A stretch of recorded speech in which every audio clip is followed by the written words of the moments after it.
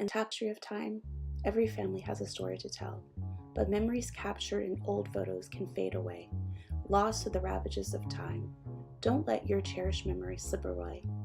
Digitizing your family photos is the first step to preserving your legacy.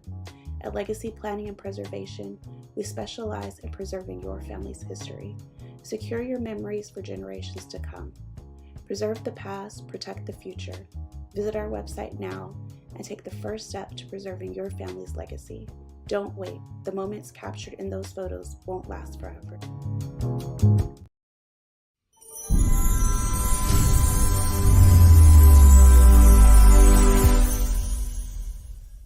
One of the greatest empires in world history was the Mali Empire.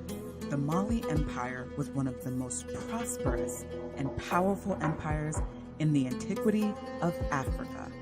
Its growth and expansion from the 13th century onwards was legendary and pivotal in the history and culture of Western Africa. The Mali Empire Volume 1 from author J.P. Martin, available on Amazon, is a book which provides the full historical record of the Mali Empire. From their control over the trans-Saharan trade routes and development of great cities such as Timbuktu, to their influential royal class who produced notable African kings such as Mansa Musa, Sundiata Keita, and Mansa Abubakar Keita II, the Mali Empire made a significant impression. This book is perfect for anyone interested in learning more about the history of Western Africa. Order your copy right now on Amazon. The Mali Empire, Volume 1, from author J.P. Martin. Go to Amazon.com and get your copy today.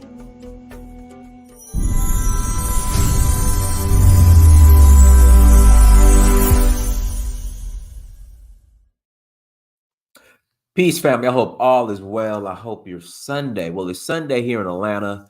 I hope your Sunday, or whatever day it is, wherever you're at, I hope you are having an awesome time, enjoying family, eating good food, and all that good stuff. Do me a favor, hit the like button again. Please hit the like button. Also, make sure you share and make sure you subscribe. I have a couple of announcements before we jump into today's topic. Announcement number one, family. We're almost full. We are almost full when it comes to our upcoming trip to Senegal. Beautiful Senegal. The best food. Again, the best food next to Haitian food on the planet. Yeah, I said that. The best food next to Haitian food on the planet. So we have a couple spots left. Please visit donfo.africa to learn more. Again, please visit donfo.africa to learn more. Give me a second. There was an update on the website. I want to make sure. There we go. Please visit donfo.africa. Haitian food is by far the best food in the Caribbean. In fact, I'm going to say Haitian food is by far the best food in the Western Hemisphere. By far, not by far. Better than American food, whatever that means. I'll take Haitian food over Mexican food. I would say overall, Haitian food is the best food in the Western Hemisphere. But I love going to the Brazilian, those all-you-can-eat Brazilian steakhouses.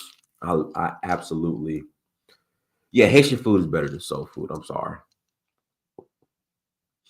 Haitian food is better than soul food. It is. I'm sorry. In fact, when we fly out of New York, when we fly out of New York to go to Senegal on May 12th, if you guys want to roll with us, we got a couple more spots remaining. We have a couple more spots remaining. Yes, Corey T. I would take Haitian food over soul food. Again, I will take Haitian food over over soul food. Yes, mashed potatoes with gravy and peppers and fried fish and red beans and rice. I'm still taking Haitian food. I'm sorry. 5 point star. Thank you, bro. It means a lot. And Dynasty, I just want to say you're doing a great job with the African tours. See, it's not just a tour. Hold on. It's not just a tour. It's an experience. It's an experience. It's an experience. And I appreciate that. Thank you so much. Thank you so much. Senegal, listen, we're gonna have a great time in Senegal. Go to Danfo, Africa. We got a couple more spots left. Come and roll. Come and roll. My grandma used to make hot water cornbread back when I was growing up. Right. So somebody said Cherokee soul food, and we're going to get into that.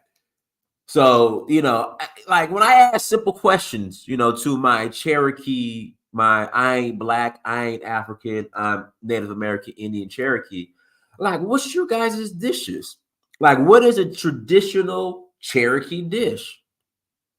It's not adding up. Like the culture. Like what did the shout out to my sister Michelle. She must be in Nigeria. At Cairo, Michelle. Miss Kindred. No, but seriously, I asked these questions. Do you know Haitian food is African? I can see that. But I ask questions like these. Like, if you're a black Native American, which is fine. Listen, we're in America. You could be whatever you want in America. You could be whatever you want these days in America. If you're a man, you want to be a woman. If you're a woman, you want to be a man. You could be whatever you want. But when I ask questions like, what is just the culture? Like, if you're a black Native American, what have you preserved? What is the traditional culture? Because everything that you guys do, I could trace back to Africa. Everything. So like the food, like listen, if you're a black Native American, where can I come? Because I love to eat. I love to eat. Like, where can I come and get me a plate of some traditional, we ain't African, we Native American hot plate? Like, I want to come get some food. Like, we could disagree.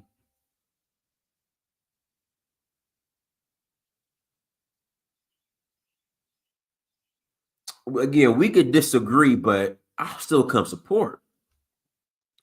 And I really want some of your guys' traditional food.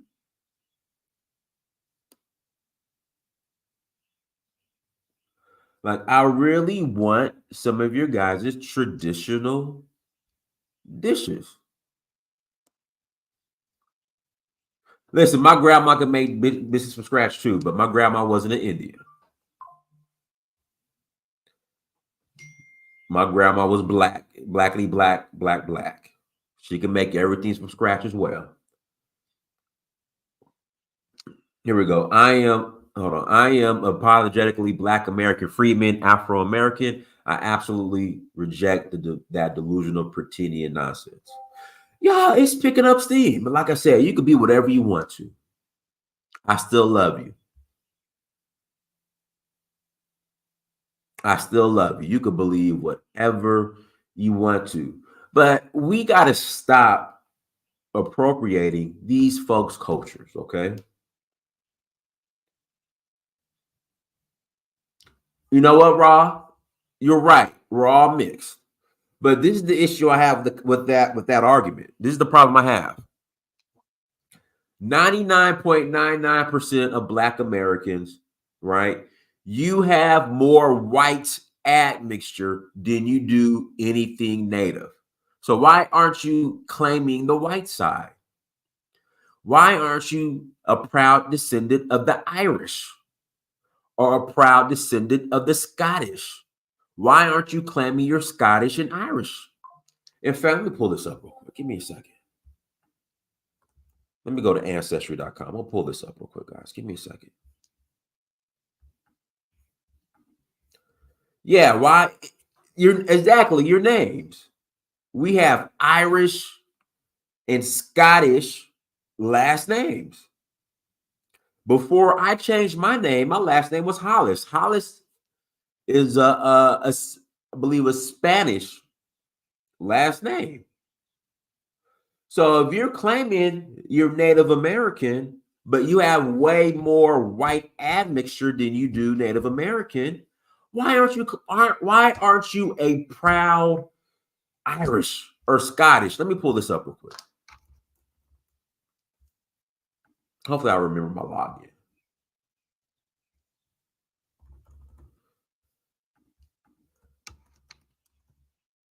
Ah, shoot. Hopefully I remember my login, y'all. Okay, that's not it. Okay, there we go. I'm about to log in right now.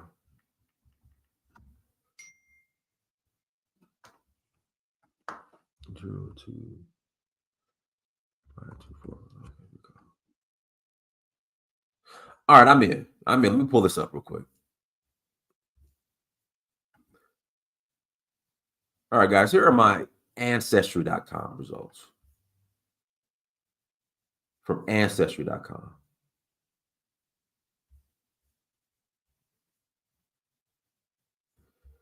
Okay, they're doing it different now. Hold on. Yeah, they're doing this different now. I just want to see the DNA results. Like, I don't want to break it down by community.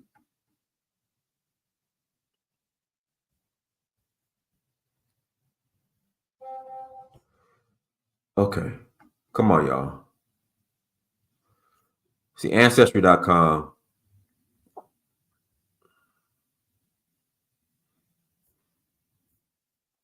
I just want to see the DNA. Just show me. Here we go. I got it. But I don't want to. Let me remove this stuff for right now. Okay, let me remove this so I don't have their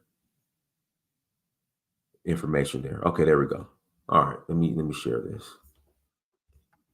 Shout out to Brandon. Black folks love an underdog. Wild Bo crap just gives us another tier of victimhood. Laugh out loud. Here we go. Bam, there we go. Okay. This is me. All right. Majority of my DNA is from Nigeria, Cameroon, Benin, Senegal, Mali, Cote d'Ivoire. Then here comes the European part. Scotland, Ireland, England, and Wales. So about 12% of me is European. I have 13%. Here goes Norway. I have 1% Indigenous Americans. Again, I have 1% Indigenous Americas, okay? Bolivia and Peru. The average Black American, they have a European admixture from roughly 12 to 25%.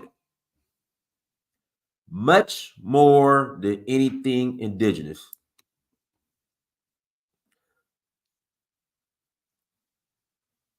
So what I'm saying is, why don't you guys claim the European part? And I'm gonna tell you what a friend of mine told me, a Ghanaian friend of mine. I'm gonna tell you what she told me. She said, Dynast, the reason why Black people, especially in Black America, the reason why they're claiming to be from Israel or Hebrews from Israel and Native Americans in America is because Israel and America are two of the most powerful countries in the world.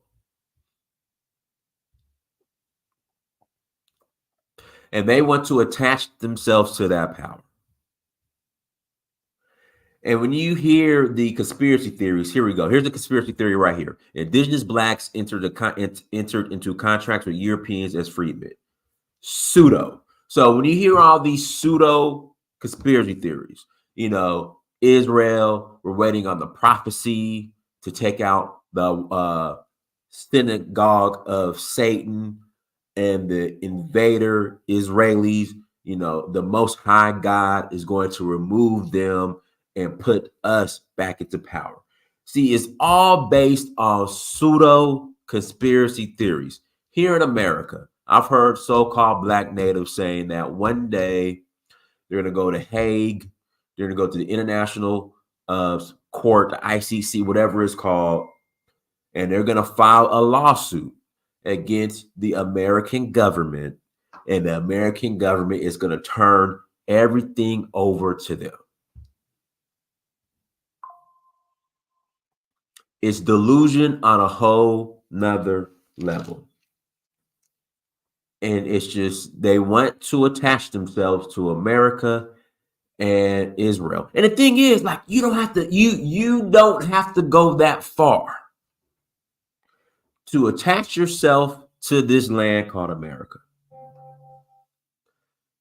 Me being a Black American, roots in Sierra Leone, Nigeria. Nigerian. So let me turn this. Let me turn these notifications off. There we go. Roots, Nigerian and Sierra Leonean. But by your definition of ADOS or FBA, I would be ADOS FBA. I still have as much claim to this land as the so-called we ain't African or we ain't black or we black, we the Black Cherokees. I have as much claim to this land. And when I ask questions like, okay, well, where's your tribal status? And yeah, okay, so Lisa, if you are a Native American,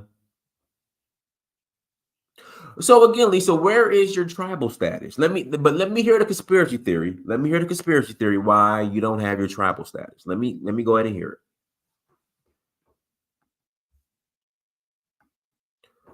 Okay, again, let me hear the conspiracy theories. Where's your tribal status? Show me the culture. Where can I come get a Black Native American hot plate at? Enjoy some food.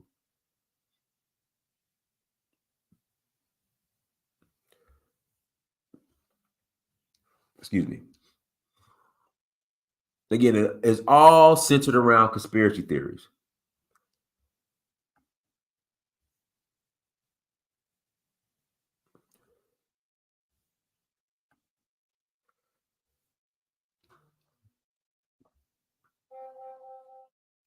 Somebody said Google what?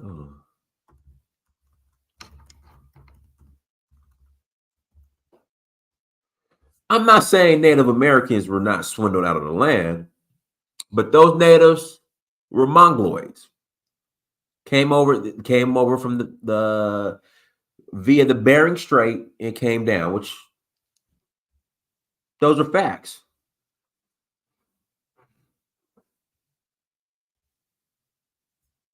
See, here we go. Why are we called West Indians or Caribbeans or Carib Indians to this day? Some of us are still in tribes. Some in mainstream society we are called Black Indian. I don't know. It's just like I said, they just make this stuff up as they go. We're called Caribbean. In fact, let me break it down. We're called Caribbean because that area is called the Caribbean.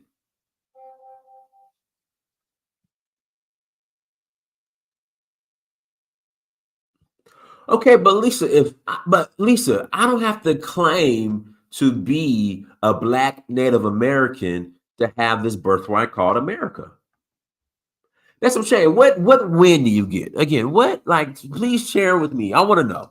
I'm gonna put the link in the chat room. Please tell me what you gain by saying that you are a Black Native American or already here.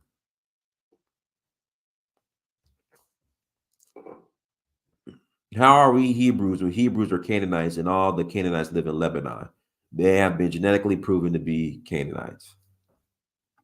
I'm saying, what do you gain from the I am black, a black Native American lottery? Like, what do you gain from that lottery? What do you gain from the I am a Hebrew lottery? I'm trying to figure out. Like, what do you gain from the lottery? Listen, let these Canaanites who live in Lebanon, let them be great. Let's shout out to Brandon for the super chat. Let them be great. Go ahead, Theo. Give me just a sec. Okay. Hello? Yeah, go ahead. Yeah, so I mean you pretty much hitting this spot on if you ask me. But I think one thing people ought to take into consideration is that humanity isn't stagnant, it isn't static. It's dynamic and always changing. So excuse me. But you got people's genetics change, cultures come and go, religions change. So when you look at yourself as you are today, I think it does more justice to really contextualize yourself as you are, right? Because you can have, let's say, 5 generations back, somebody was Native American, right? But as of today, you do Ancestry.com and it comes back just like yours, right? 1% Native American. Lost you, Theo. Guys, links in the chat room. Links in the chat room. If you want to call in, click on the link. Again, if you want to call in, click on the link. Click on the Can link. you hear me? I hear you now. Oh, okay. Yeah. So, I mean, if you do Ancestry.com and it comes back 1% Native American and 80 some odd percent African, and just as yours did, I mean, that's to me that curates your history. Like that tells you who you are as of today, because none of us are actually who ancient people were, right? Our genetics have mixed, our cultures have changed. We might not have the same religion. So if you're not identifying with a particular culture, you're not practicing a particular culture, right? You don't share the genes of a particular people, right? In the past, what makes you that people other than you may have a shared ancestor with those people, i.e., 1, 2, 3%, right? So I think you're hitting it on the head when you say. If I can interject real quick, this Mhm. what did Columbus say in his journals when he arrived here? He described who was here already. Columbus also thought he was in damn India.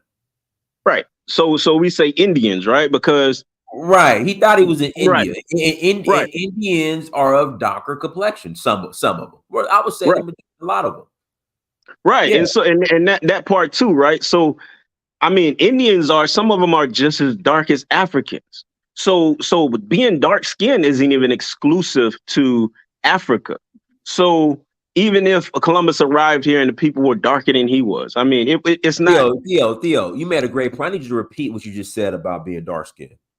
right. Being dark skinned isn't exclusive to Africa.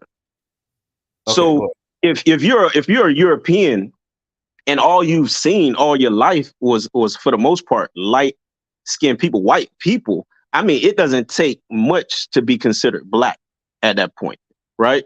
So you can just be a few shades darker than the average European, and in the context of being a European surrounded by other white people, you're black, right? Because black, as Columbus, he spoke a Latin language. I don't know if it was Italian or Spanish. I think it was Italian, but he would have used a term that could have been translated as dark, right? Niger, Nero, or those. Even black sometimes is interchangeable in the English language, right? We see something dark and we say it's black, even though it's not a very dark, the darkest of black, right? So I don't know. I think people, and I've been guilty of it. I've been on a journey where I've kind of like tried to understand my history, and I've gotten into the whole Hebrew aspect of it, the Native American aspect of it, trying to identify with something to take pride in. That's really what it boiled down to, right? And trying to going back before then, right? Theo, if I can interject, I was the same way. There was a time where I was claiming to be Nubian from Sudan, but Right. everything still points back to West Africa. Right. Listen, I was Egyptian, I was Nubian from Sudan, but everything just points back to West Africa. Those are the facts. Right. Yeah. Right. And so it comes from that, like, you grew up, if you grew up like me, like in the 80s, right? 90s, especially in the 80s, though, when they were showing all of these pictures on TV or videos on TV of Africans, starving, and people were talking about African booty scratcher, and it was a joke. If someone was dark skinned, you criticized, not criticize even, you degraded them by calling them African, right? We try to un-African ourselves as a way of asserting ourselves as, I don't even want to say superior, but to a degree, it's almost like we bought into the ideas of white supremacy. And that just looking down on Africanness and anything, as much as you could differentiate yourself from African, the better, right?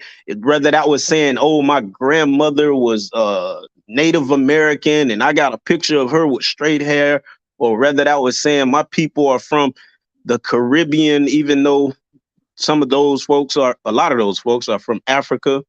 Or sometimes even saying, my grandmother was a white lady, or my grandfather was a white man. I mean, I think a lot of us have done it. If we grew up, those of us who grew up prior to, the 2000s, I'll say. All right, let me read this real quick. We have claim to all the lands of the Americas we have in the Constitution. Indians not taxed are us. We live tax-free in tribal lands and rule ourselves. That's BS. Anyways. Oh, Brandon. So Brandon, listen, before I bring you on, there's new rules. We cannot use the N-word. All right, guys, those are the new words. We cannot use the N-word. Okay. All right, go ahead, Brandon. Hey, let me recognize this one thing real quick, and I'm gonna let it go. I will say this, right? The reality too of African American, quote unquote African American, is that yes, we are not homogenous, right? So some of us are a lot less African than others. I mean, when somebody tell you, like the Raven Simone's, to me, when she says she ain't black, I'll accept that. Because I think I'll accept it too. Now, is Raven's not mixed, is she? Or so both her parents black? I'm not even sure, but she's very light skinned, and she says she's not black. So, because I feel like we're very inclusive, right? And sometimes I wonder if it's to the detriment of the African American community, and this is why you get so much chaos and disorder and people, hating one another. The self-hate is because it's so inclusive, but yet in the subconscious of so many people's mind is a hate for being black, and they wouldn't want to consider themselves black. So I think to a degree, if a person says they're not black, and especially if you look at them and they got to tell you that, if you look at a person and you can't tell that they're black and they tell you they're not black, or if you got to say, where are you from, or what is, sometimes you just got to take it. That's what it is. I mean, we're not homogenous. Some people are probably more 80% European, just the opposite of you, right? 85% or 80, whatever percent European, and 12% African, right? But because of white supremacy, right, and their exclusiveness, right, if you had any amount of black in you, you were black, right? And because of the inclusiveness of being black and African American, if you had any amount of black in you, African American is accepted as black. But some people don't want to accept that for themselves. And I think forcing that on people and forcing them into the Black community, it does no justice to the Black community, because what you end up with is the continual, perpetual self-hate and undermining and destruction of Black culture and the Black community. So you got to let people go. You got to let people go when they want to go. All right, go ahead, Brandon. Can you hear me okay, or is it muffled? Loud and clear, Brandon. We can't use the N-word anymore on the show. You already said that. Okay, I'm just making sure you heard it. Go ahead. Why you looking skinny? You ain't been at the gym, bro? You looking skinny in the shoulders and stuff. I appreciate it. Thank you. Go ahead. Okay. Okay. So basically, what Theo just said about, oh, there's people who 80% white. This is just all a lie. It doesn't make any sense. And it's really like a slap in the face to people with intellect, because we have science now that can tell you what is your genetic makeup. And sit up and be like, what we should do is we should pander and capitulate to a bunch of ignoramuses who just want to try to play identity musical chairs. That's the problem in our community.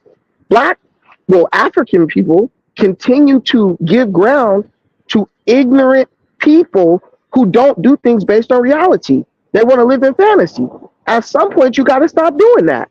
And until you stop doing that, you're always going to have this back and forth, because somebody will say something in a Black or African American space that makes no sense. Now take that same person to a college class and they'll be embarrassed to get up and say that. They'll sit there quietly and shut up because they know what they're saying doesn't make any sense.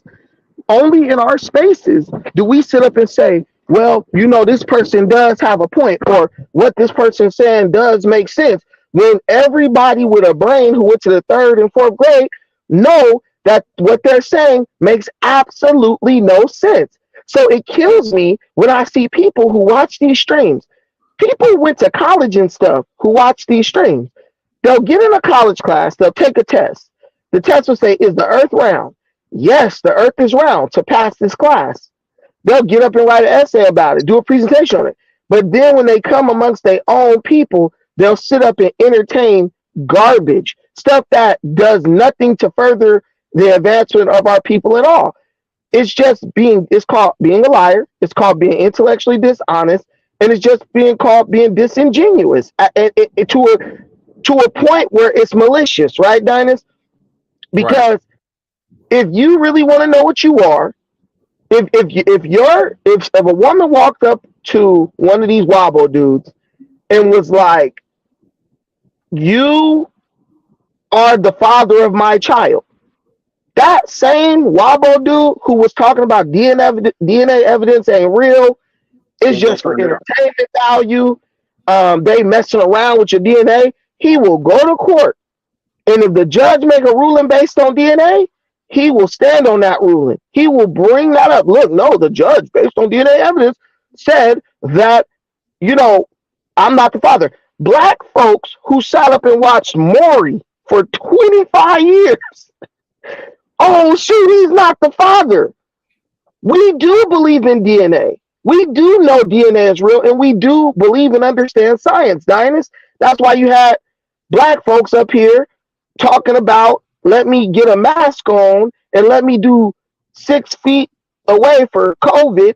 Let me social distance, and I need to go be triple vaxxed because you understand this is what the scientists said.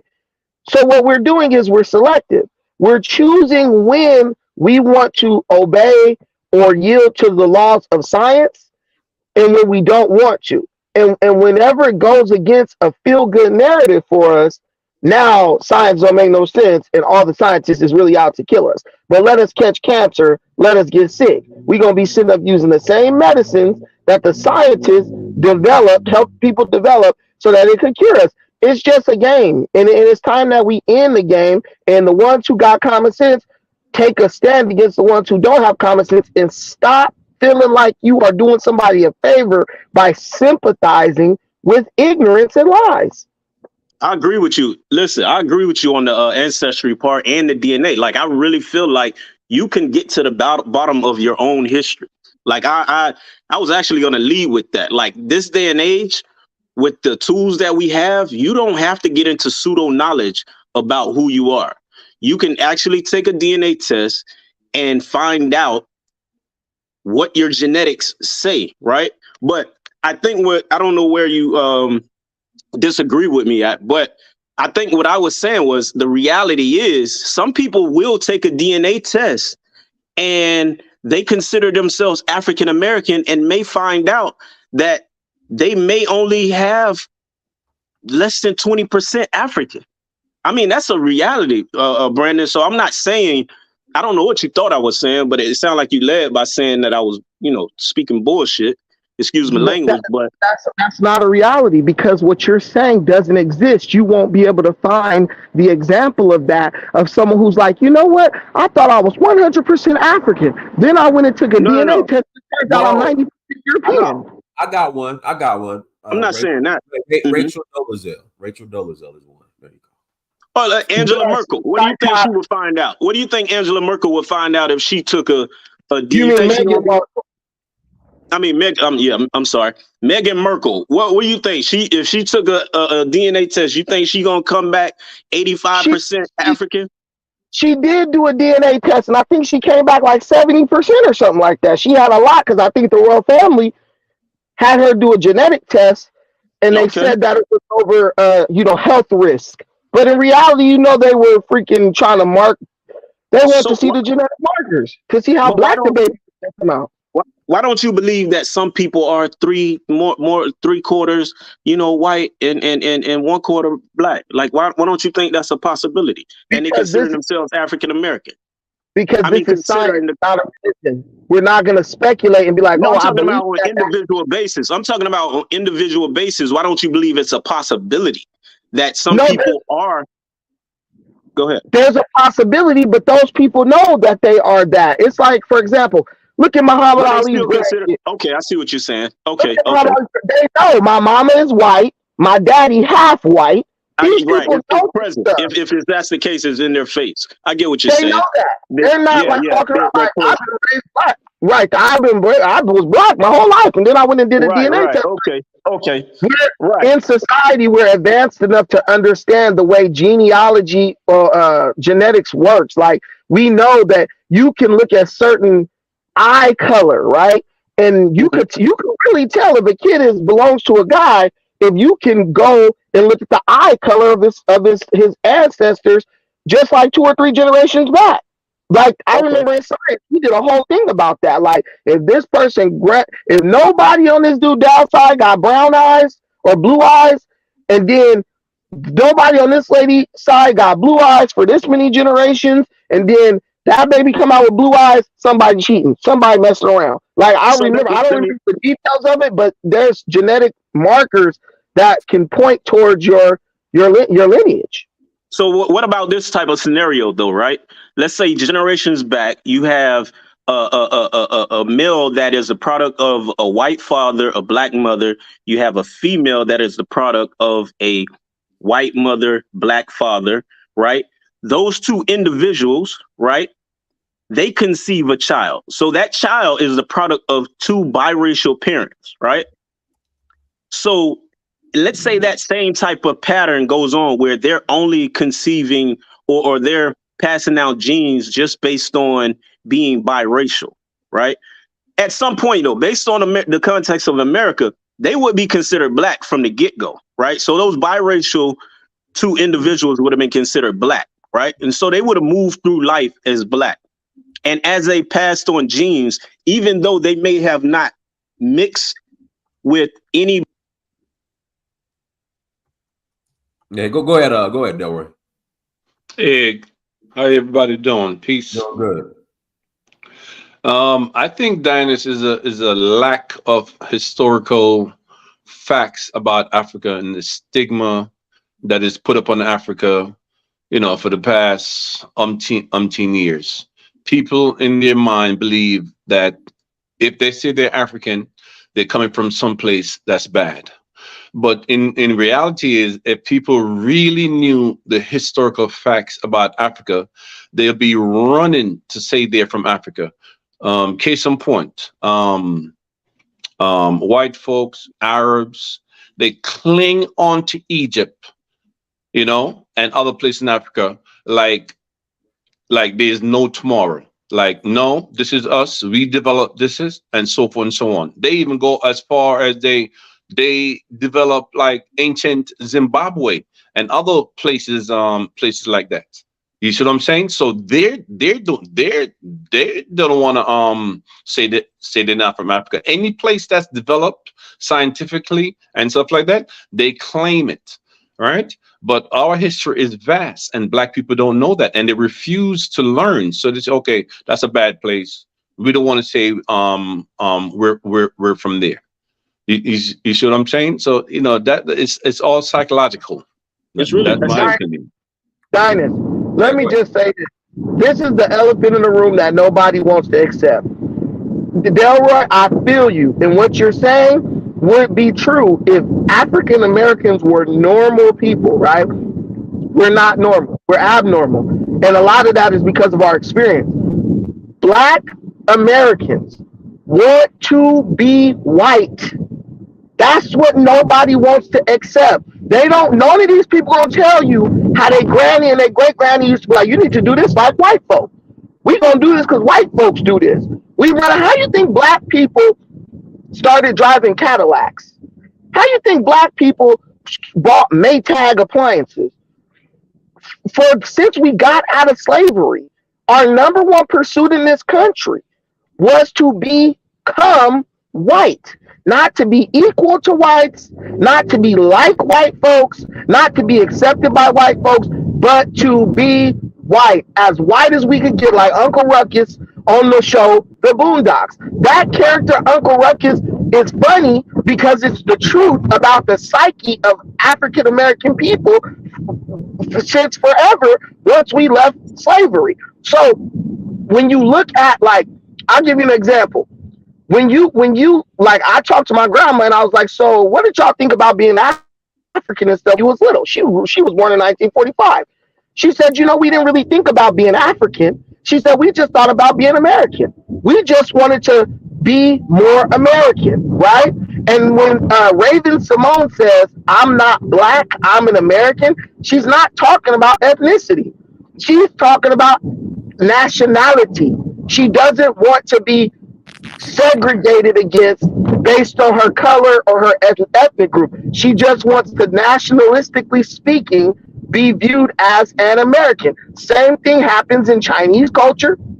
Same things that happen with Mexicans. You be like, hey, bro, you Mexican? Nah, bro, I'm American. They're not getting down into the different ethnic divisions. But some Black people are, though. Some people are doing that, but what I'm telling you is the driver behind this type of identity stuff is whiteness. When you've been praying to a white Jesus your whole life, when you've been basically trained to believe that Black is inferior to white, most people, the heroic thing to do is to say, yo, I'm going to stand on Blackness. Yeah, I'm going to be triple Black because you ain't going to take my identity away from me. But in reality, everybody doesn't possess that mental strength. Most people don't want to be associated with anything that is traumatic. So if slavery was traumatic to this person's going to move forward and say, you know what? I want to remove myself away from slavery as far as possible. What's the furthest you could get away from slavery in America? Whiteness.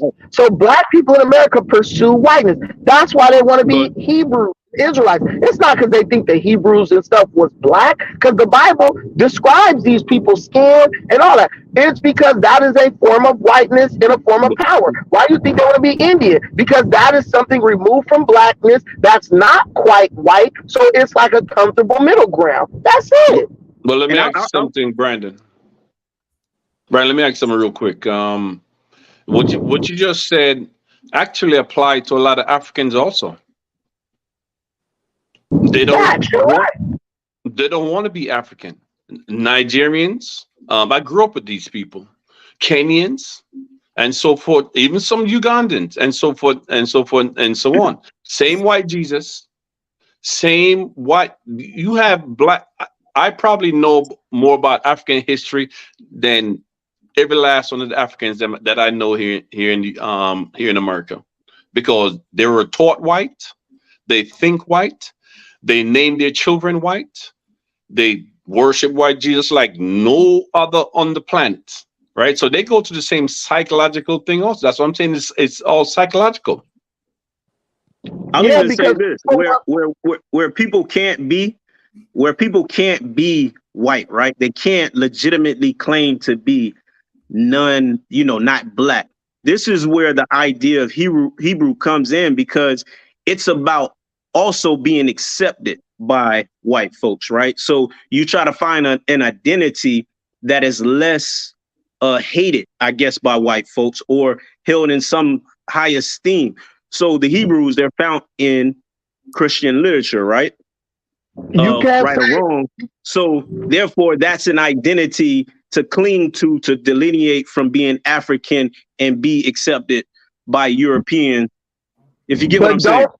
But don't say what's least hated by whites, what's least hated by blacks. White people generally don't give a crap what color you are. This is what we hate about ourselves. Dynas, you remember in the 90s, Dynas, all the women want to have a baby by a light-skinned dude with good hair. Back in the 90s, to call somebody black was an insult. That was an insult. My mother had my sister by a dude named Slim. He was a super light-skinned dude. My sister came out real light-skinned. Dynas, you've seen pictures of her, right? Right. My mom then got pregnant by another guy, lied on my second sister birth certificate, and said that her dad was the light-skinned dude, when in reality, my mom knew who her father was the whole time.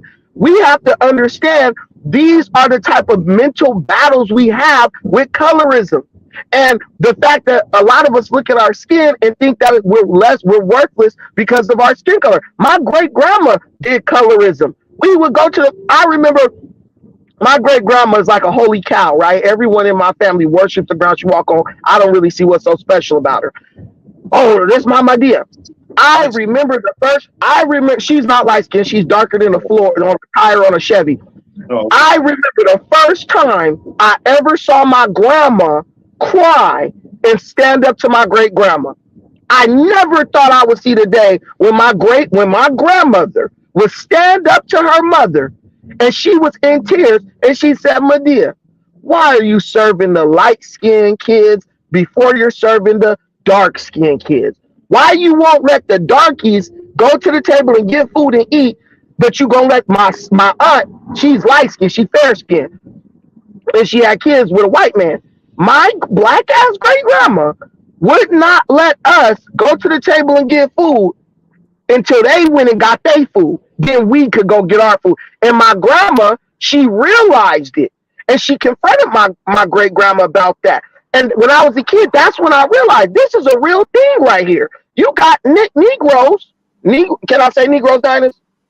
Yeah, you can say Negro, but let me you got 20 more seconds. Let me pass it to Cujo. Okay, but you have black folk, all black folk, who still operate based on the rules of segregation and colorism and slavery, and they taught their children to do that, and their children taught their children. My sister engages in colorism. So why are we acting like this is some mysterious phenomenon we don't understand? We understand it totally. We just have to acknowledge it and deal with it. Let me pass it up. Go ahead, Cujo. Unmute yourself, Cujo. Yeah, big up Virginia. What I feel what you're saying, Pan-African, I do, but in reality, that is what we do. Is we look at it from a white perspective. We look at it from an overall European perspective. You can't, I understand why those old people look at it like that. I had the exact opposite experience, as my great grandmother was very dark skinned, and she didn't even call my name out because I was too light. She never even called me by my name. And my mother, who was light skinned, who was not her, that was my father's grandmother. She told me, deal with it, because she knows what that light skin thing means. She understands what it means. So, I mean, we say things like colorism as if it's something we made up ourselves. I would argue that colorism is racism in blackface. We're only reiterating what the mainstream culture says. That's we it. Perpetuate because it. we of course we perpetuate it. We're Americans. That's what Americans do. We perpetuate we do it. We don't have we to. do it better. No. We do it better than white folks. Just like we do religion better than them. Listen, Just like black folks, white folks go to church. No. I mean, stop. I mean, we need to stop being our own critic. First of all, we're our own. No, we need to You criticize got to ourselves. criticize yourself. Yeah, you got to. No, we need to do. We should criticize ourselves from the outside looking in, because we don't know enough about these other people. You're telling me you got white people that worship, that have snake charmers, Christians, and getting bitten by snakes, but we're the ones who messed up our religion. We're the ones. We're a smaller number. We can't use ourselves. We can't judge ourselves. 40 million people against 280 million. Cujo. Completely different here. Cujo, what your grandma did was wrong. What she did to you was wrong. Just like what my great grandma did was wrong. It's wrong across the board. It don't matter if it's going. Wrong, right, and wrong are subjective things. We can't change it. That's not subjective. That's not. That is not subjective. That is not subjective. Listen. That is. Hey, let me say this. Can I give you a scenario? No. Brandon, let me finish. Brandon, hold on, I want to hear this. Give me this, Cujo. Give me this scenario, Cujo. The scenario is this. My family, the woman that you see in that picture, she's a Chickahominy woman. My mother's mother, they are Chickahominy, but the Chickahominy from Virginia, they are extremely mixed. They've been mixing since the 1600s. They are extremely mixed. During slavery, some of them were slaves, but they lived as free people. You know what I'm saying? So they made it amongst themselves to maintain their freedom.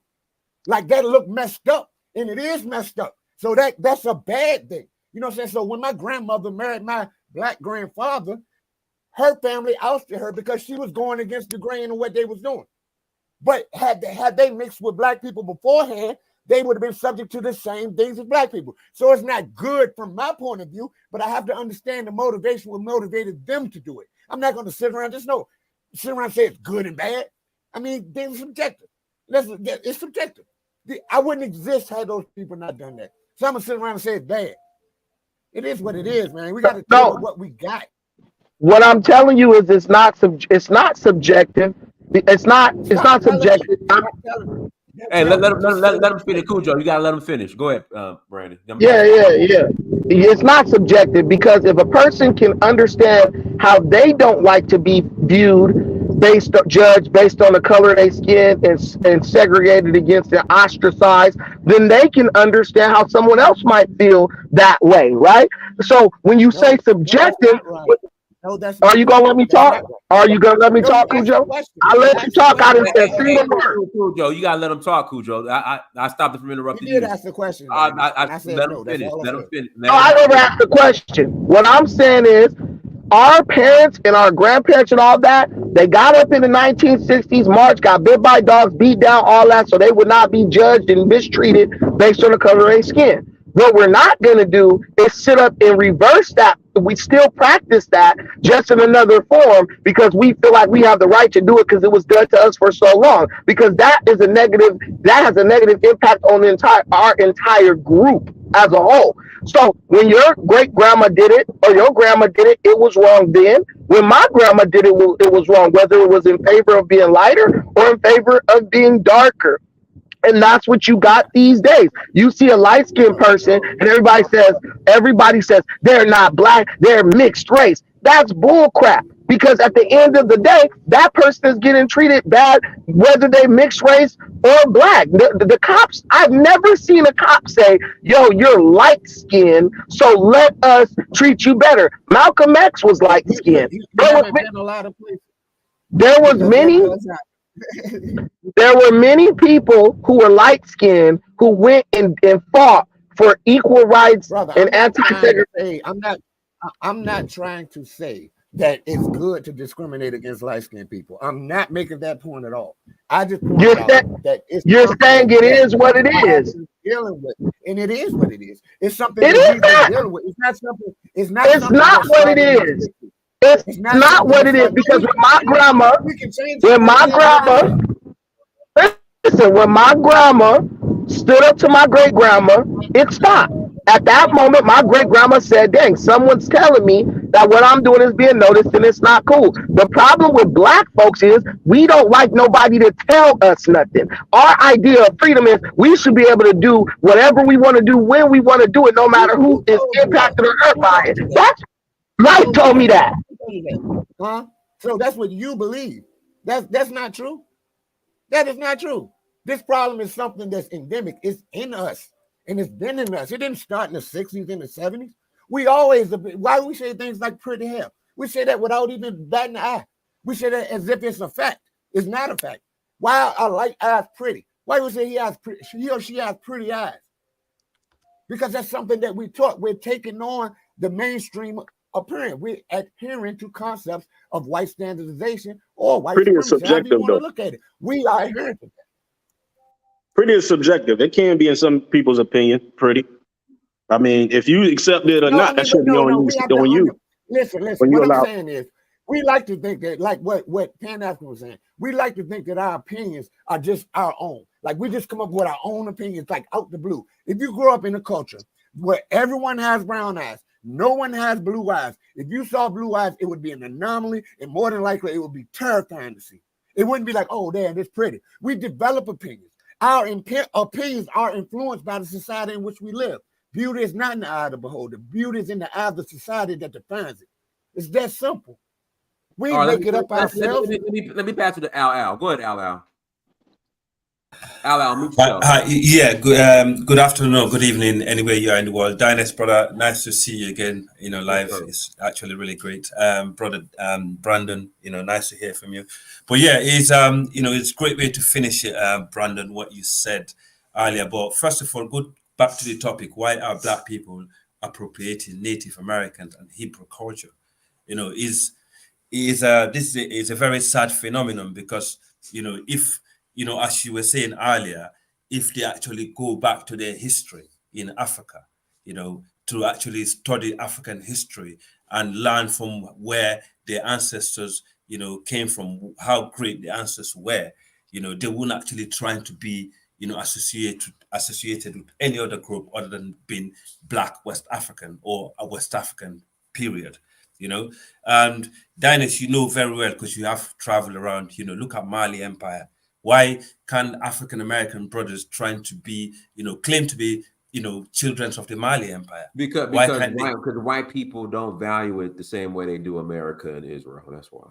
Once white people do, then more Black people give it. Wow, that's crazy. That's the point. That's the point I've been white making. people haven't romanticized it. Very. It's very sad, but that's a very honest response. Absolutely.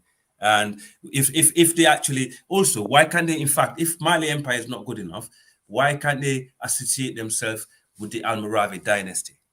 Brandon, Al. Until white people romanticize it, then Black people will catch on. Right now, white people romanticize Israel. So now we're the Hebrews. So the point, Al, is I know what you're trying to say. They can find another identity, but the point is, unless it's valued by European society, then if European, like just what Dynast said. I mean, just what he said. Dynast, can I ask a question? One second. Go ahead, Al.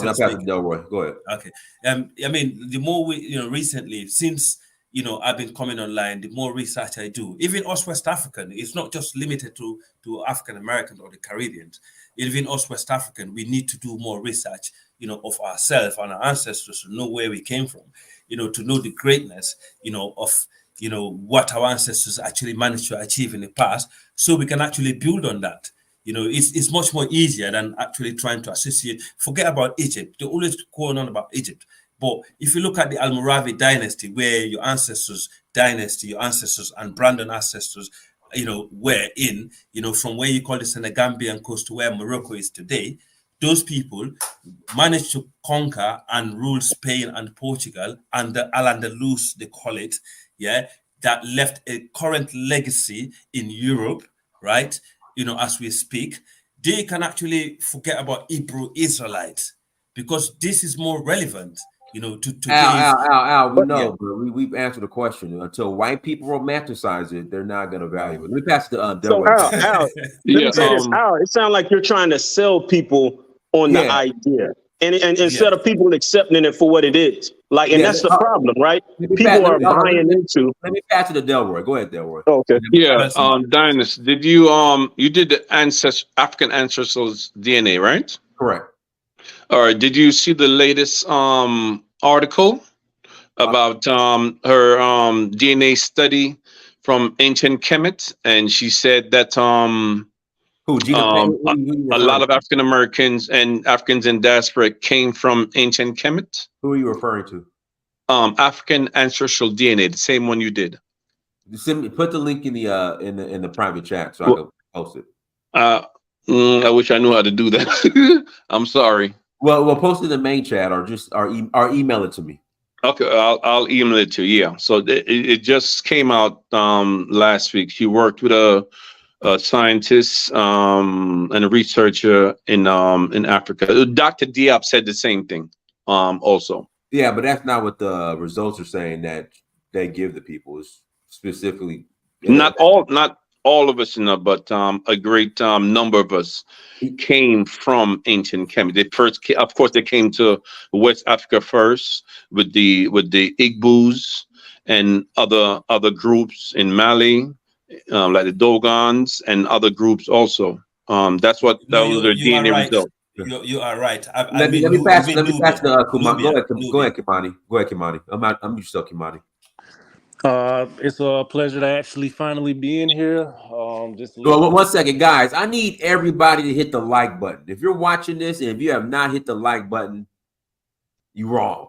Hit the like button. If you're watching this right now, I need you to hit the like button. All right, go ahead, Kamani.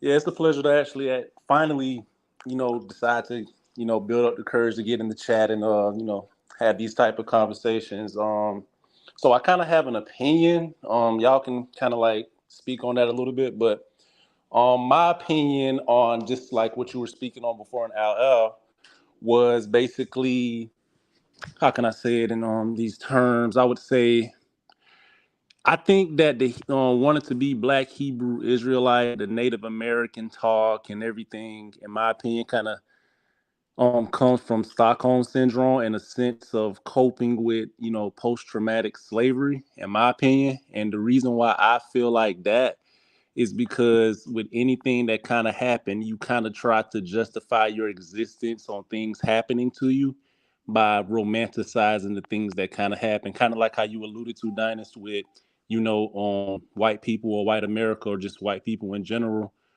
Um, Romanticizing, Egypt, romanticizing, the Bible, romanticizing, being like the Native American thing, or, having some type of, part in being here, and that kind of like justify our existence for being here or worshiping the Bible, religions in general. So we're the Moors, or we're the Egyptians, or we're the Native Americans, and it kind of just makes people feel good. And for me, coming from South Carolina and being along the Gullah Geechee corridor, I have heard all of these stories about grandma saying, "Oh, look at my grandma, high cheekbones," and stuff like that, and actually doing DNA testing and actually looking at it and actually learning the Africanisms that is within obviously the Gullah Geechee and the African American vernacular, or the words that we use, or even selling peanuts or rice or any of these things. And I just think that it just comes from, it's a just trying to fit in and trying to justify your existence. And so my question that I'm kind of proposing is, which you kind of already answered, but do any of y'all think that there's a way to get out of that mindset without white people having to influence us to do so? Let Lumumba answer that. Let Lumumba go ahead, Lumumba. Let Lumumba answer that. Gotcha. Lumumba, unmute yourself, Lumumba. Lumumba, you gotta unmute yourself. Let me bring this Schneider guy on. Go ahead, Schneider. Yes, I've been listening carefully with what is going on, what you guys have been saying. I would like to address some couple of issues. First is the issue of the DNA. I think there was a confusion of what kind of DNA that has to be taken for you to determine what percentage you have and all the rest and all that. I strongly believe that the DNA test, which tells you are 90% Africans or 40% Africans, is absolutely nonsense, because besides, you already know you are an African. That's a fact. So there's no need for somebody to tell you that you are from West Africa, 10%, you are from this 10%. It makes absolutely no sense.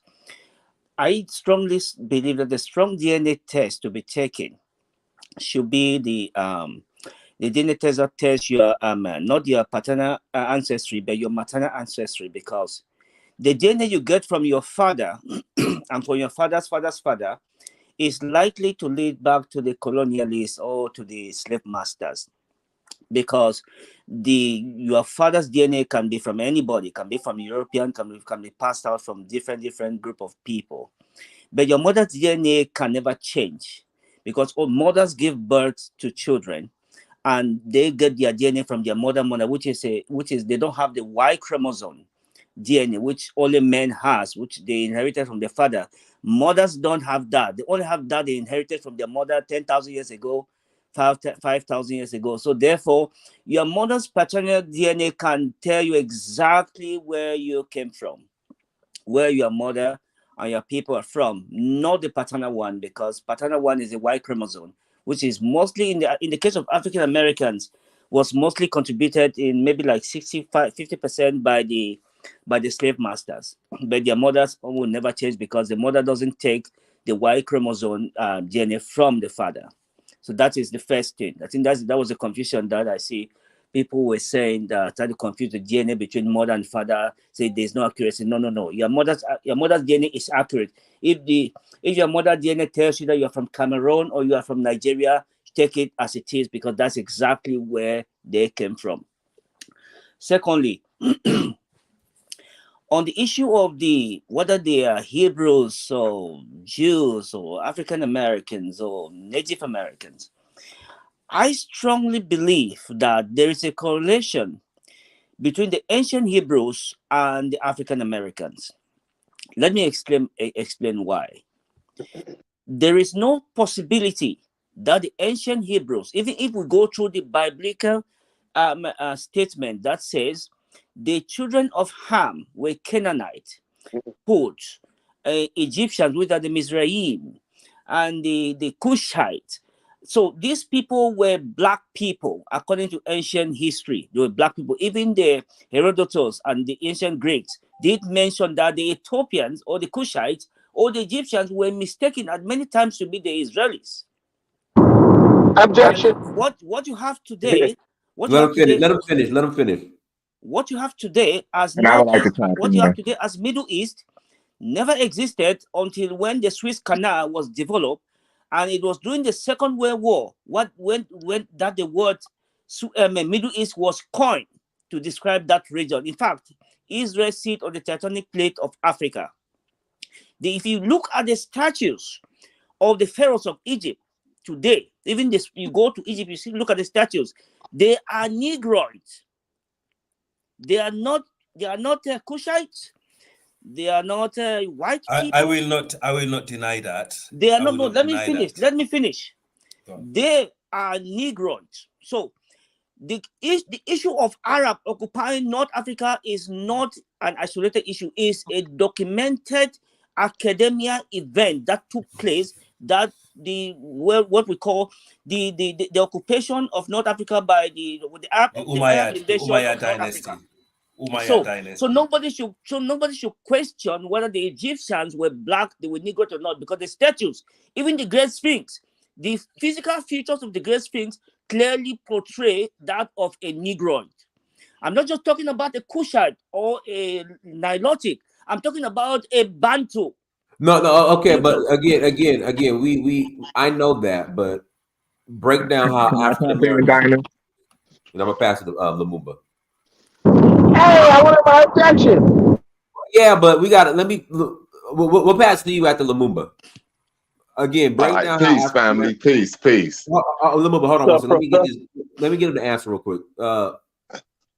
Schneider, how are African Americans Hebrews?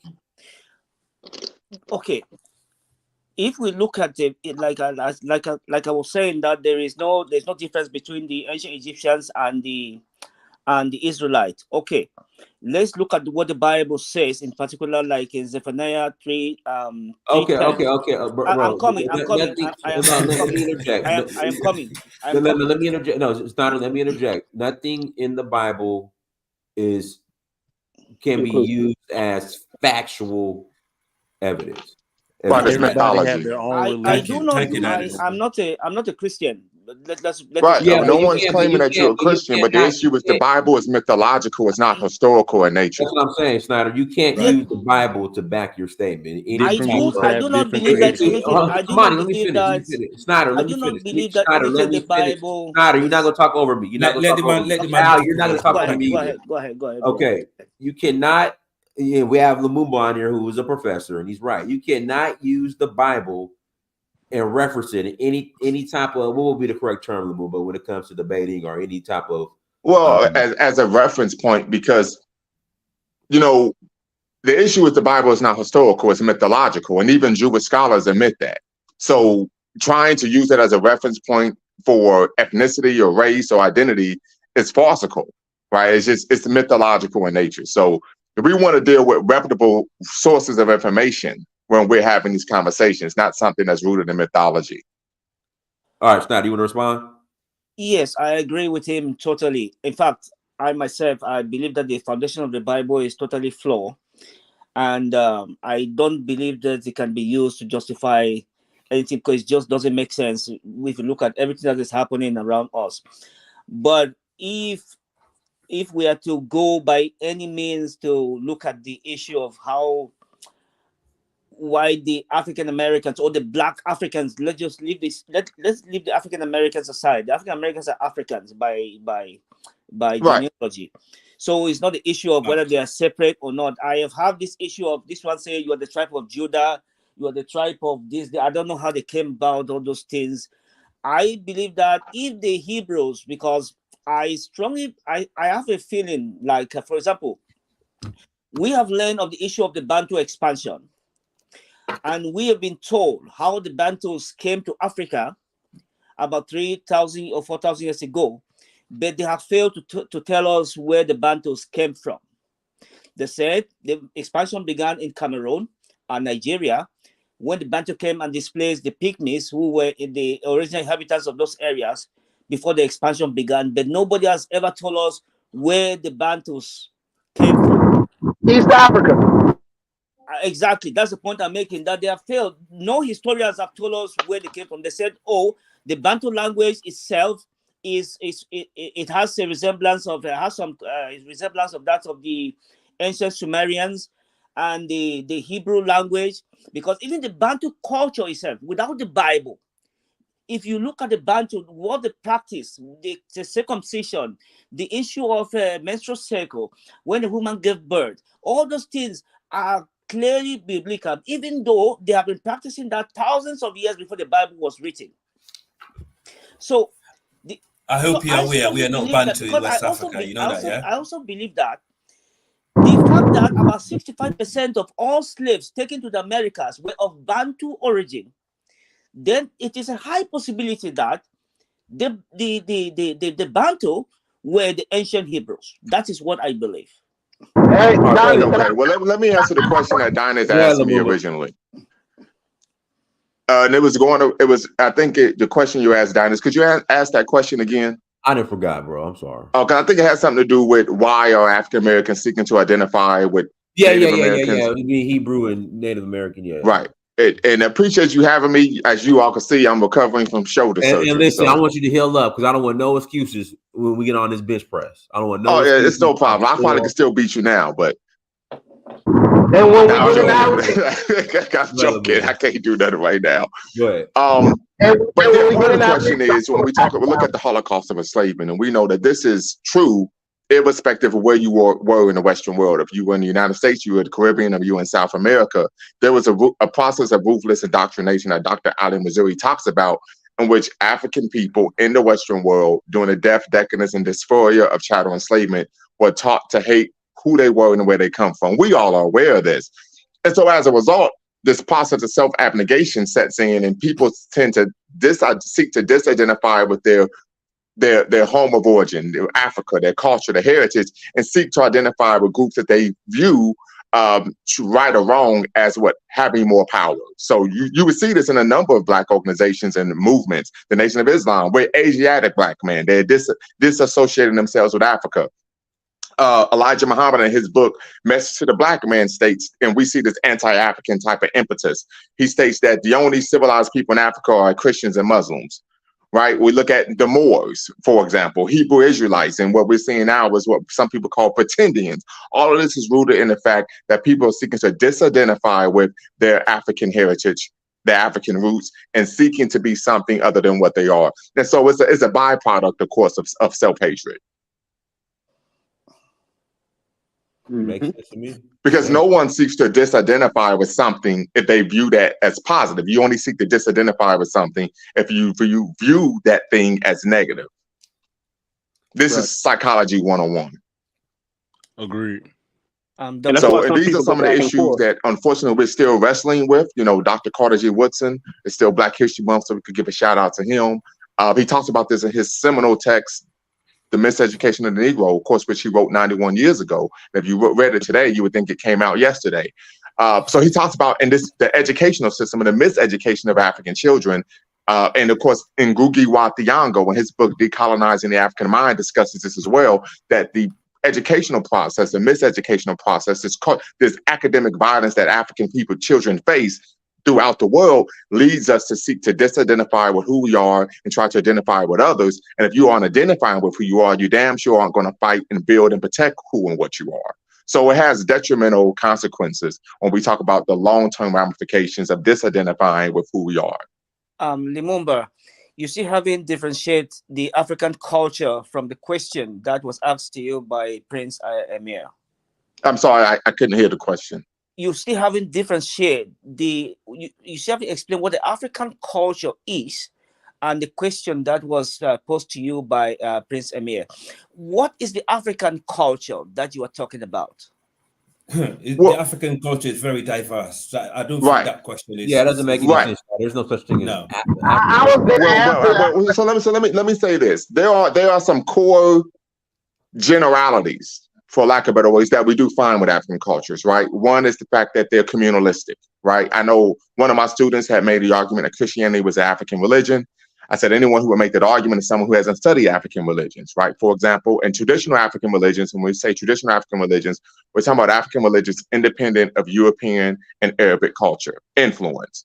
We find African religions don't have prophets. They are not imperialistic, meaning that you don't seek to proselytize or convert people to your religion. Salvation is community-based rather than individualistic. So these will be some core concepts that we find of the culture, because we know religion is a derivative of one's culture, right? I would make the argument that what we find in many traditional African cultures is a concept of accountability throughout the culture. Right, so everyone is held accountable, even elected officials at the highest level. When we talk about traditional African culture, i.e., African culture independent of European and Arab influence. So those are just some core themes that we tend to find when you study traditional African culture. Now, today we know we're looking at an amalgamation of different cultures, right, due to, of course, the influence of European and Arab thought in religion. Have you noticed any similarities between the Bantu mythology and the Catholic Church? Well, I can't speak to that because I haven't done any actual hard and type of research on that issue. So I would have to. That's not something I can speak on. Is that if there's one thing I can agree to him? I don't know if you can also add into that us West African group that we're not Bantu, we're a Mande group. You know, with different admixture, and also we originally came from Nubia, where the Northwest Nile Valley, that's where we came from. Then we actually migrated to West Africa. When you say West African group, what West Africa are you referring to? I'm talking about the West African group in the Senegambia, Guinea Coast. You are talking about the all political. The way to the Sahel. I'm talking about the people as race. No, you are talking about the political organization as ECOWAS. Can I make my point before the point is wrong? Okay. You cannot say go ahead, Brandon. Go ahead, Brandon. Brandon, are you outside, Brandon? Are you outside? Go back inside, Brandon, so we can hear you. You cannot say Cameroon, Gabon, Equatorial Guinea, even South Africa, even Angola is not in West Africa, because if you look at the slave trade triangle. I did not mention those groups. Yeah, but we say West Africa. When you guys talk about West Africa, you are limiting West Africa. I just mentioned Senegambia, Guinea Coast, all the way to the Sahel, organization. That's not geographic. He didn't say that though. You're imposing that on him. Geographic. Yeah, thank you. That's not geographic. I did not even say the that. slave coast. The slave coast was not. The slave coast was in Central Africa, which is with the Cameroons and Nigeria. You're setting up a straw man, man. You're arguing a straw man right now. Yeah, exactly. You're not making any sense. West Africans, we are not Bantu. We are people of Nubia. Someone is trying to discredit that, but that's a fact. We came from Northwest Nile Valley and migrated to West Africa, the Guinea, Senegambian coast to the Sahel. From this, from Chad, Nigeria, Northern Nigeria, Niger, Mali, Burkina Faso, and Gabon are not in West Africa. Cameroon and Gabon. Yeah, I'm gonna agree with AL on that one. That's what I found in my own history. AL. Thank you. We came from there are more slaves. There were more. It's all relative. Go Let me ahead, say. Brandon. There were more slaves taken to the Americas from Cameroon and Gabon and Congo than from. That's from not West true. Africa. That's not true at all. That's not true at all. That's Look not at true at all. even with the African. We know who we are, yeah? Most people came out from the Tika tribe. From the Tika tribe than came out from the Igbo or any other tribe in West Africa. The most people came from the Tika tribe. Listen, the majority of slaves came from the majority of slaves were shipped out of Ouida, which is Benin Republic. Well, the DNA doesn't point to that. Coming to America, the majority actually came from Angola. Guys, let me. It's Brandon's mic. Brandon, go inside so we can hear you. Brandon, go ahead, Brandon. Okay, can you hear me right now? That's better. Go ahead. Okay, so I just want to point out something really quick that I think it kind of got lost in the whole rigmarole. Okay, what happened with Snyder when Lumumba first started speaking, after Snyder initially spoke, was exactly what needs to happen in our community. Snyder tried to infuse biblical mythology, which none of you guys know more about the Bible than me, with history. Lumumba said, you can, and Dinus, you guys both checked him and said, you can't mix biblical mythology with actual history. He said, I agree with Professor Lumumba 100%. This was his words. You guys shut it down. He agreed with you, right? He capitulated to the fact, to the reality. Then 20 seconds later, he doubled down on the fact that he believed Africans or Black Americans Africans are the original Hebrews in the Bible. We had a whole conversation with somebody who, one, was intellectually dishonest because he said he agreed with Lumumba 100%, you and Dinus. Then he turned around and stood back, then doubled down on what we know is obviously not true. It's a lie, right? He doubled down on a falsehood. Then he continued to try to insert that Hebrew narrative into this. And now you guys are all the way to the point where you're arguing history with this guy. What I'm going to tell you is this. Snyder, you are delusional. Because if anybody, based on the law, that's absolutely nonsense. Let me finish. If you go to Brazil, it's always bikers. Let me tell you why you're delusional, my brother. Anybody who believes that four people can be brothers but produce lineage and offspring that are not related, they come from the same mama and the same daddy, but somehow they produce offspring that have no relation. You're not operating with the full deck. You're not playing with a full deck because you're trying to talk about a Canaanite was a Hamite, but then a Hebrew was something else. But based even on the Bible, we know that Hebrews were nothing, Israelites were nothing more than Canaanites. It was just a subset of Canaanites who happened to worship a different God. The only difference between a Hebrew Israelite and a Canaanite was which gods they chose to worship. Genetically speaking, they were the same group of people. Means that identity could have been lost in a matter of a generation. Their identity was never lost because they're sitting right over in the country called Lebanon right now. They're sitting in Lebanon right now. That's what Lebanese people are. They're Canaanites. This is genetically and anthropologically proven. So for you to continue to say we're the Hebrews of the Bible, that's a lie, because Moses's father-in-law in the Bible, Jethro, is the one who taught him how to worship the Most High.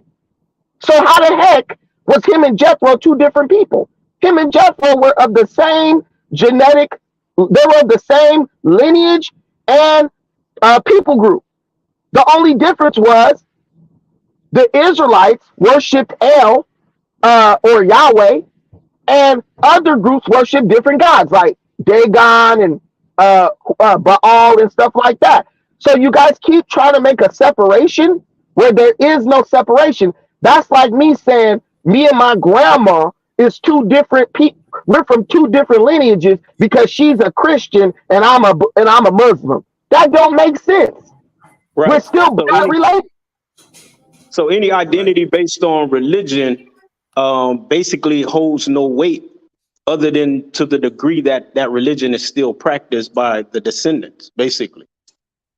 The religion is meant to do what religion does, divide you up. That is what's going on with African Americans. We're divided up over a bunch of meaningless myth. We're divided up based on mythos. That's it. It's not nothing real tangible. It's just this person believes something that is not scientifically or historically supported, and they're willing to go to bat with people who are coming from an objective place. Lumumba, for the most part, is objectively speaking. So at the end of the day, I have to agree with him because I'm objective and I want to do things based on history and science. Once we understand that those people are the ones that are going to move us forward, and people like Snyder, they're just in a type of purgatory. And at the end of the day, they will just capitulate and go along with whatever you tell them to believe. So why are we worried about it? His Just mind go might forward. change also, though. All right, let me pass it up, Black. Go ahead, Black Beauty. And one Hey, minute. good afternoon, guys. 1 second, Black Beauty. Naheem, I can't pronounce your name. Naheem, I need you to turn your camera on in the back in the waiting room so I can see who you are. Okay, you can turn it off. You can turn it off. All right, go ahead, Black Beauty. Hey, good afternoon, guys. I was listening to this conversation. I didn't even know you guys were talking about this. And then I was just listening, for the last half hour, and I wanted to know what prompted this conversation and how does it benefit us? Because over the past week, the country that represents our Blackness, their economy has plummeted 100 points. And we have more important conversations to have, don't you think? So I just want to get an idea of how this conversation benefits us as Black people, because I'm going to let you guys know something. It doesn't matter where you go, four corners. What country are you talking about? You Black, and that's all they're going to see. And what I'm talking about specifically, I'm talking about the Naira falling 100 points in 1 week. So I just want to understand, how does this benefit us? And I'm also going to agree with Al. Hold on 1 second. I'm also going to agree with Al in kind of like what he presented in terms of our genetic makeup. What I found in my genes was that, I don't know about anybody else, what I found was that my people, some of them, were Chadic people that migrated through the Sahel and landed themselves in the north of Nigeria. So I'm just, I'm trying to get an understanding of how this benefits us as Black people. We're failing, and we need better conversations that encompass more tangible facts that can help us move forward as Blacks in this economy. Capitalism is here to stay, and don't nobody care about Nilotic, Bantu, or none of that shit. So I'm asking. So this conversation doesn't negate other conversation. One mic. We're having a conversation. Naheem, go ahead, Naheem. Go ahead, Naheem. All right. So listen, I want to collaborate on what she just said. Black is Black. That I feel like that's wrong, because I went to all white schools my whole life, and each and every white person identified as Italian, that identified as Russian, that identified as that of what their origin was, when every other Black person was just told, I'm just African American. That's wrong. So I don't agree with that, sister. And me I'm not saying you're wrong. I actually agree with you, because I'm not saying you're wrong. Hold on. Black Beauty, let him finish. Let him finish. Because I'm actually the real Native American. Go ahead, Naheem. Every time I come on this platform, you all know my you can't. Let him finish. I'm trying to hear him. Let him finish. Go ahead. Hold on. Objection.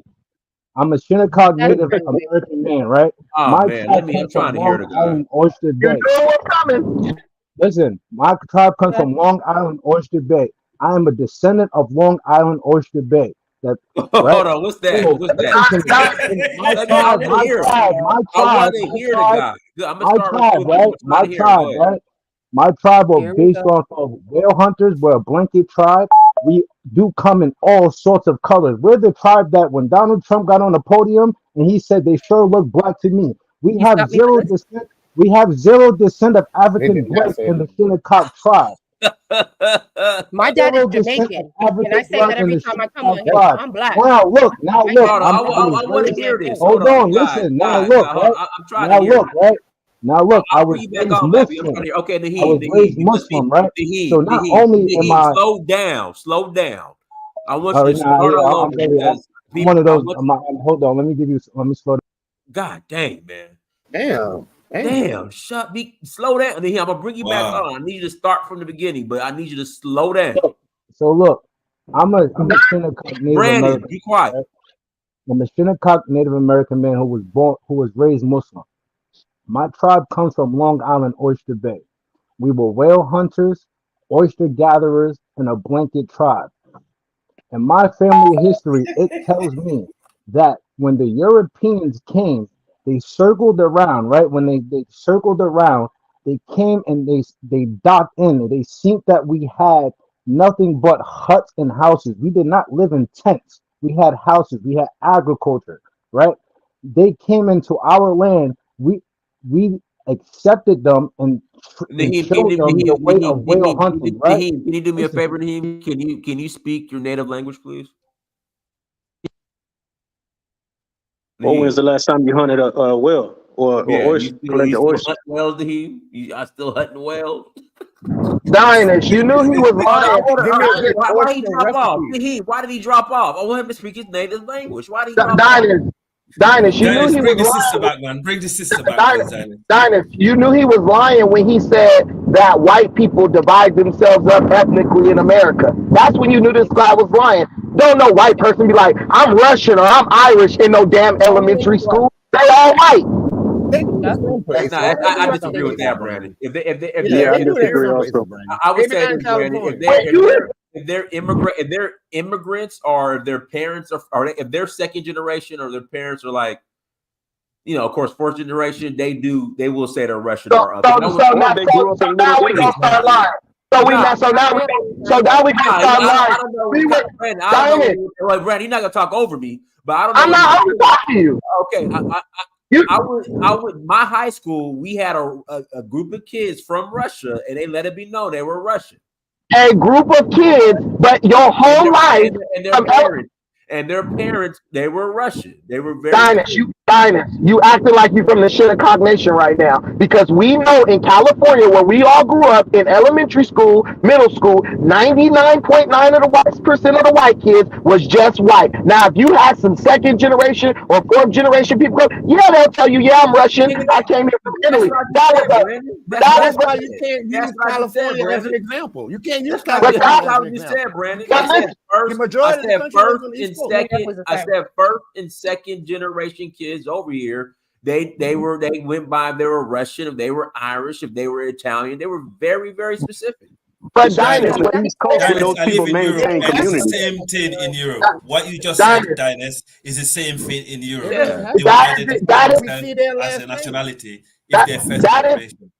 That is Right. in Europe. In America, white people only divide up on ethnicity when they choose what bar they're going to go Not to the East for Coast, soccer Brandon. practice. Not the That, northern East Coast. Yeah, but I'm Brandon, telling You're You wrong, have Brandon. communities. We're gonna pass. You're wrong, Brandon. We're gonna pass Yeah, it. Go ahead, Elvis. oh yeah. my Go ahead, God. Elvis. Go ahead, Elvis.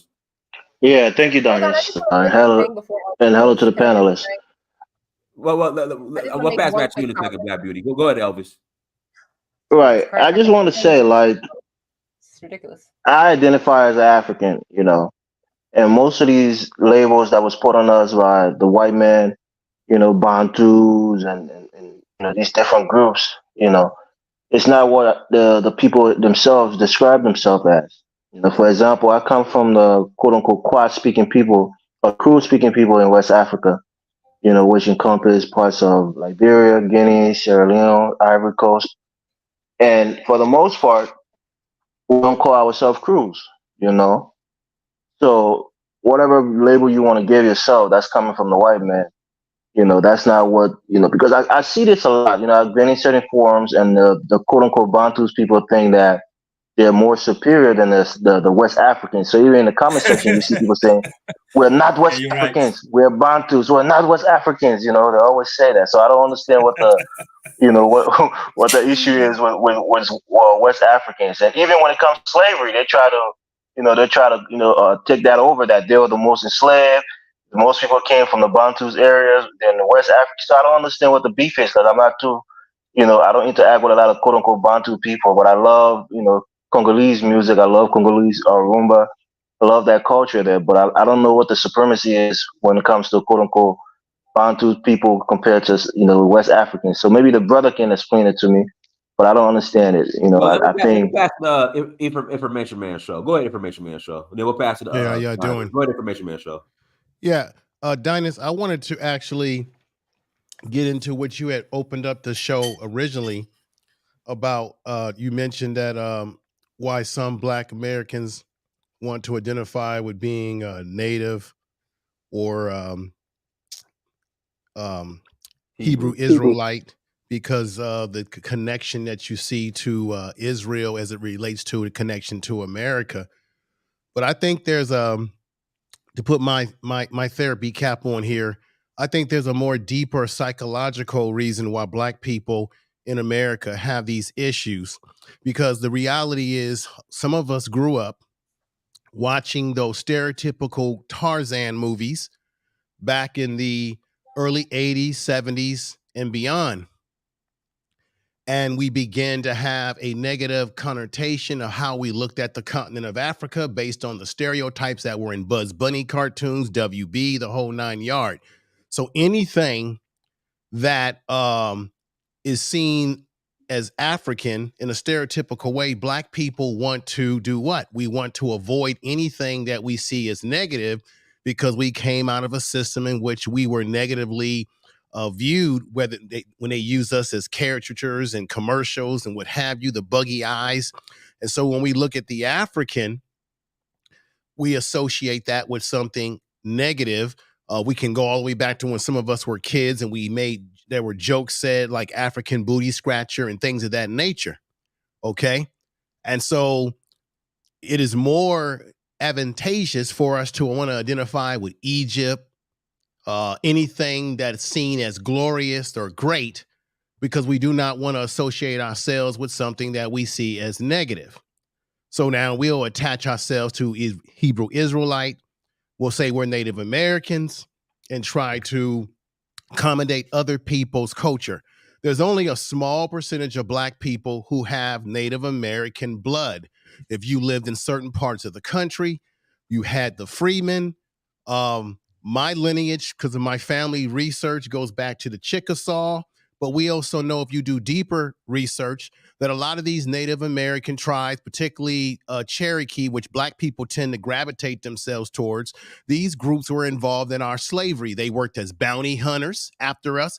There's about 25 tribes that was documented that were heavily involved in the pillaging and the bounty hunting of Black people. I don't know why we identify or try to identify with Native Americans when many of them don't want nothing, in some cases are against us. There was a lawsuit here in California, Dynas. I don't know if any of you all remember this, where you had freemen, Black people that were able to identify that they were part Native American, and you had actual Native Americans that were fighting in a lawsuit to make sure that we didn't get monies, that we didn't have access to some of the benefits that they are getting. This has to do with money. So there has been an ongoing lawsuit that they have done against Black people who have made these claims. Now, to be recognized in a Native tribe, you have to go through rituals. You have to get a particular name, but the tribes themselves have to be able to identify you based on your lineage to what? A grandfather who is completely full-blooded. How many Black people can have that level of lineage? and paperwork. When you listen to people like Dan Colloway and all these folks on YouTube claiming that we're native, if they've got all this information, why haven't they made their claim of sovereignty with this government if all the data is proven out to be that we are not the from Africa, right? So people come up with these fairy tales because we really have self-hate psychologically. We hate ourselves, we hate self and kind, and we want to be anything other than African. Let's just keep it real. We got psychological mental health problems. I've land right there. I know I was long-winded, but I think it goes a lot deeper psychologically with these issues. Thank you. Can I add this to the discourse? Go ahead. I'm gonna pass it to Risen Never Sleeps. All right. So just some food for thought. It really makes no real sense when you look at the globe and how people are positioned, that Black people would be native to Long Island or that part of North America, just according to the climate and just based on what we know when we look at the globe of how people actually, their skin color does seem to be dictated by the climate that they're in. So it really makes no sense that Black people would be native to Long Island. So that's just something to think about for those who are serious about understanding their origins. All right, go ahead with Never Sleeps. Good day, nephew. I want to address a few things. First, thank you, Brandon, for catching that with the guy talking about religion and things like that, and then double back with it and still want to use it. And Dynas for catching him before he gets started. Also, thank you, Information Man, for bringing up one of the things I was going to talk about is that about the money from the casinos and things for the $5 Indian now type people on the reservation that keeping Black folks out because they now want to add the proving lineage, which was not part of the treaty in the beginning. And they were slave catchers and things like that. And Black people then was more afraid of getting caught by them than the actual white man they was running from. That's how brutal they were. That's history, documented. And for Mrs. Black Beauty, you was asking why this particular conversation when so much other things are going on. Well, if we can't ever, we're so divided on so many things, we can never reach about policy, voting, anything as a group of people collectively because we have so many other divided issues. And so if you really don't know who you are as a person, individual, or a people, you will remain divided. So no policies you will ever come together on, regardless of any other things you view differently, whether it's religion, sex, orientation, anything you view differently. As a collective, we can never become a group to agree on something that's going to benefit the collective while we still have other things that we disagree upon. So every conversation we have most time is necessary when we need to get to the root of our identity, politics, and issues. Now, let me address something. My father's side and my mother's side. So what you're talking about today, I can attest to from knowledge and personal experience. My father's side, he was born in Kershaw, South Carolina. They always talk about Geechee, Geechee, Geechee. They called him that all his life because he was short. Most of his family was short. They knew where they come from in that regard. And most of their people was of dark pigmentation. And my mother, who was 6'2", and most of the females in her family side, lighter skin, was 5'10" and above on average, just like some of my sisters are. They talked about she was from also part Indian and all that. So doing some of the homework, yes, remember, there was some $5 people come in, which was mostly white, who got into breeding in with the Indians to take control of a lot of stuff in the treaty. There's a movie about that as well. So when I started digging into, one of my great grandfathers was actually a white man who had infused with the Indian and the Black, and one of the Black great grandmothers as well. So I know that there's some Indian side, white side, and all that. But when I decided to do the DNA test through African Ancestry, which males can do both the father side and the mother side. My father traced all the way back to Gabon, 100%. My mother's side, Cameroon, 97.7%. Okay? They also had a village, they had the tribe, and those tribes also had a sub-tribe that those two mixed together. So what I am saying is that every time I hear people talking about, see, most people, we're not Native American. You may have people of darker pigmentation that are native to this land before it was considered America. So you're not going to be a Native American. That's just the way it is. Because Black people weren't even inclusive in a citizenship or anything like that. You was just property at that point. But we have to find out who we are. And then we understand who we are. We can't be afraid of who we are. The one thing that we always trying to do, most people try to do, is this. We don't want to belong from where we know we are because it looks bad, because we've been taught that. So we have to say we're American, just like a lot of the athletes now. I'm just American. I'm just American. Well, that's fine. But guess what? You still 3/5 of an American if you American of dark pigmentation. So you're still not truly all that American. So for the people that come in, they can still say they're American, they are white, but they will still say that we are Russian, we are Portuguese, we're this. They still know their lineage. We're the only group of people that are afraid to find out who our lineage is, where we really come from. And most of them that talk against the African thing, let me tell you something. I always challenge them to say, will you please just do your African ancestry? And then you can also do the other ancestry trees to find out any other things that you may have. But you still need to do your African ancestry to disapprove yourself from any part of Africa at all. So you can eliminate a lot of that. Do your African ancestry, AfricanAncestry.com, which only deals with your African lineage. And then you can go and do the regular other ancestry, which deals with most of all European stuff that's also maybe in your blood. But you will find out where you really are from, period, not from any other mixing that was done that you want to hold on to. But you got to stop want to be so loved, so embraced, so approved by what they call your open enemy. Now, one other thing, it's exhausting to always have people under the mandatory manumissions always telling you, we made it, this one made it, that one made it. And the biggest thing that is also exhausting is this. And one gentleman kind of alluded to that. We always seem to get so angry when someone brings our dirty laundry and hang it on the line in the front of the house for everybody to see. That's our laundry. Why'd you put it out there?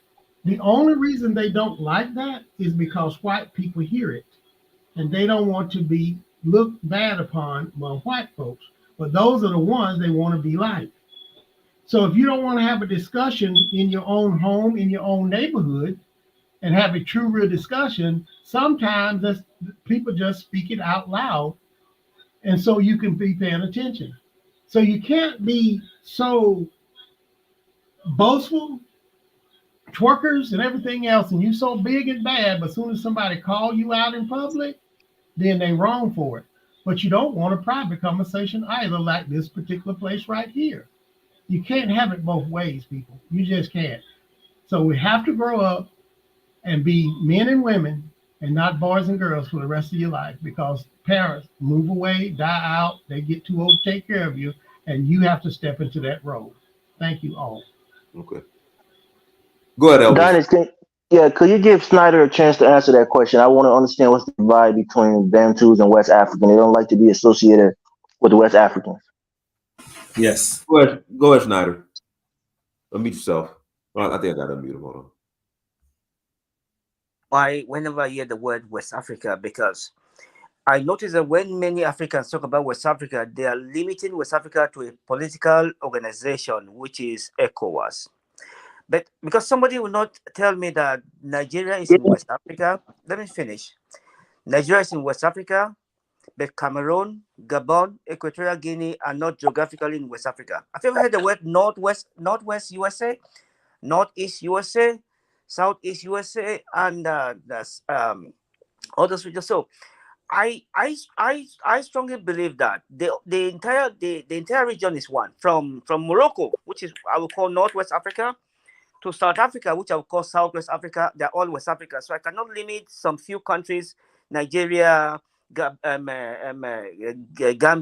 Guinea-Bissau, Sierra Leone as West Africa. Then I discount the fact that Cameroon and Nigeria are basically in the same place. In fact, the whole, what they call the slave coast is in West Africa. And slave coast is Gabon, Cameroon, Equatorial Guinea, all those countries are all in what they call the slave coast. And then Ghana, Sierra Leone, all those countries are what they call the Gold Coast. So somehow we have abandoned geography. The Guinea Coast. Yes, exactly. The Gulf of Guinea. What we call the Gulf of Guinea is the entire in Cameroon and Gabon are the heart of the slave coast and the Gulf of Guinea. But we have limited that because there is no difference between what the so-called West Africans and the Central Africans and South Africans. There's no difference. They all share a common haplogroup when we take a genetic test, which is the E1B1A. They are all the same people. They are all relative. There is no difference between the two of them. They are the same. Niger Congo people. The only difference is that the Bantu, what we call the Bantu today, you have the William Blake did not discover the word Bantu. He only identified it because the Bantu word is an integral part of the Bantu themselves. What they speak is Bantu is part of it. It's not something that somebody came and discovered that, oh, these people are Bantu. No, it is their language. It is part of them. But that's a little bit different from the West Africans who are somehow the language they speak is a Bantoid, not fully Bantu, but they are the same people. When we take genetics, E1B1A, they have the same haplogroup. There's no difference between the two of them. But I think what my brother Elvis is trying to say is that people from the Bantu region like to pretend like they're more West African and they're more African than the West African. I do hear that a lot. So it's a valid point that he's making.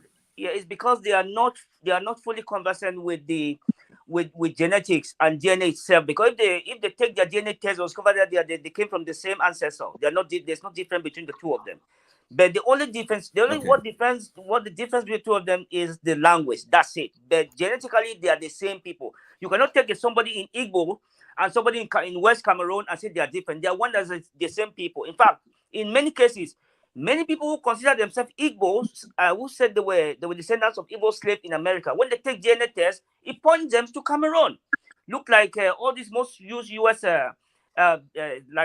Quincy Jones, like all these people, Don Lemon, all these people, Condoleezza Rice, most of them trusted their root. Okay. I think Nigeria and Cameroon, we do not say Nigeria and Cameroon are not part of West Africa. No one ever said that. Oh no, we know Nigerians are West African. Hang on, we know that the southern Nigerians are heavily, they're more likely to carry the Bantu, but then those some Nigerians in the north are more likely to have the Afro-Asiatic DNA and also have the Mande group, which is actually spread to the far west. We know that.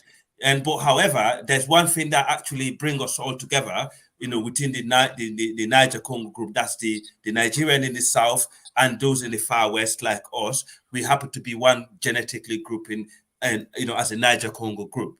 We know in West Africa, our mothers are from Congo. We don't deny that. Yes. We know that. With the people that came from Sudan. Quick correction, Niger Congo is not a genetic group; it's a language group. It's a language, but it can be genetic also. It's an ethno-linguistic group. It's both. Ethnic.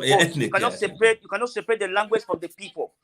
Yes, you can't need it today. Today they're all genetic. Yes, you can. Yes, they're genetically linked. They have common customs.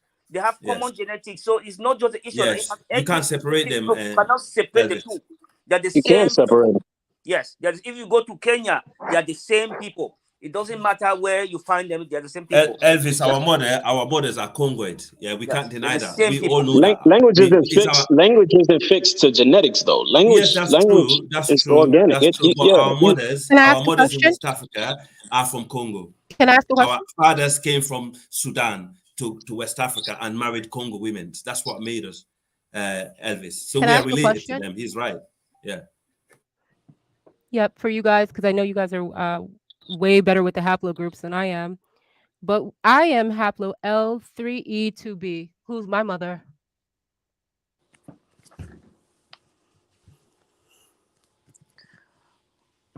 Respectfully, I would say trace your biological mother's lineage, and you'll find out. No, I'm looking right at it. I'm just saying you guys are already talking about haplogroups, so I'm trying to figure out. All right. Well, I found that my people. What is it, Black Beauty? What is it? Yep. Yes, Afro-Asiatic. Yep, that migrated from Chad. Exactly. Yes. Up through the Sahel and landed in a place called Ausa. Yes, and Yes, you are. So I guess I'm not Niger Congo with y'all. So I don't.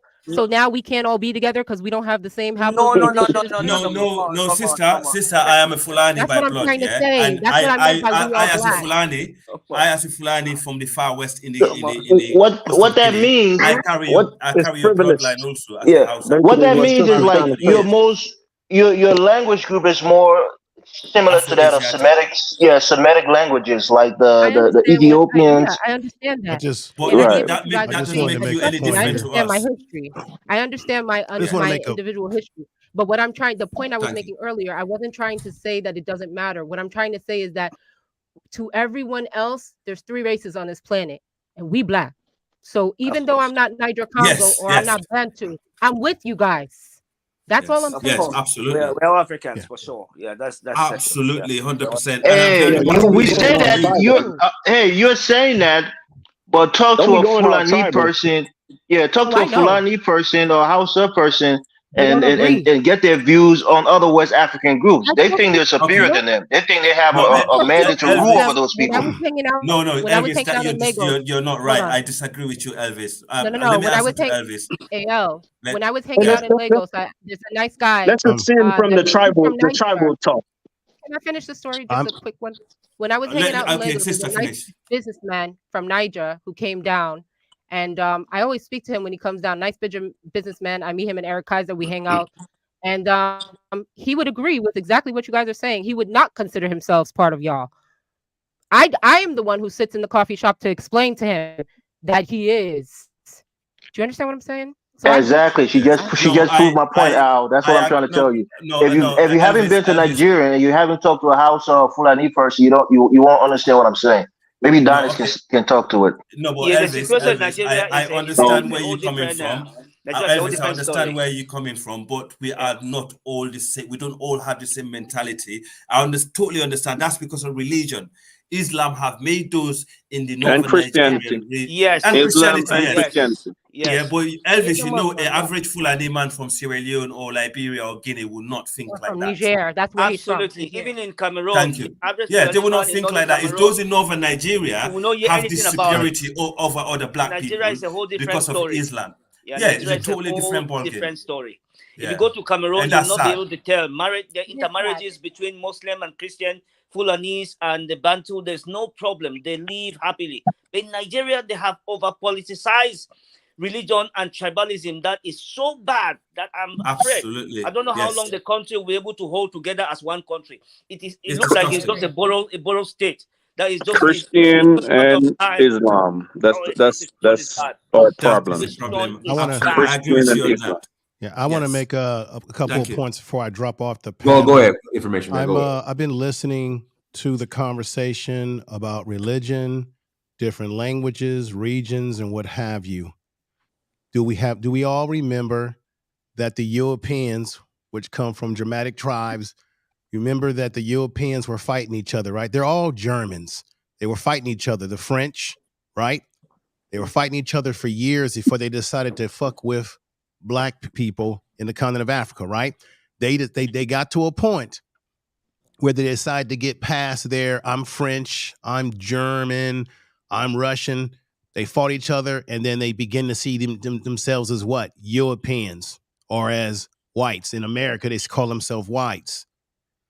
We have been bamboozled by our tribalism around religion, as the brother spoke earlier, and our regional and language differences. This is the reason why, in my opinion, estimate, that we as Black people on this globe can't get anywhere that we would like to go, because we're too caught up in ideologies.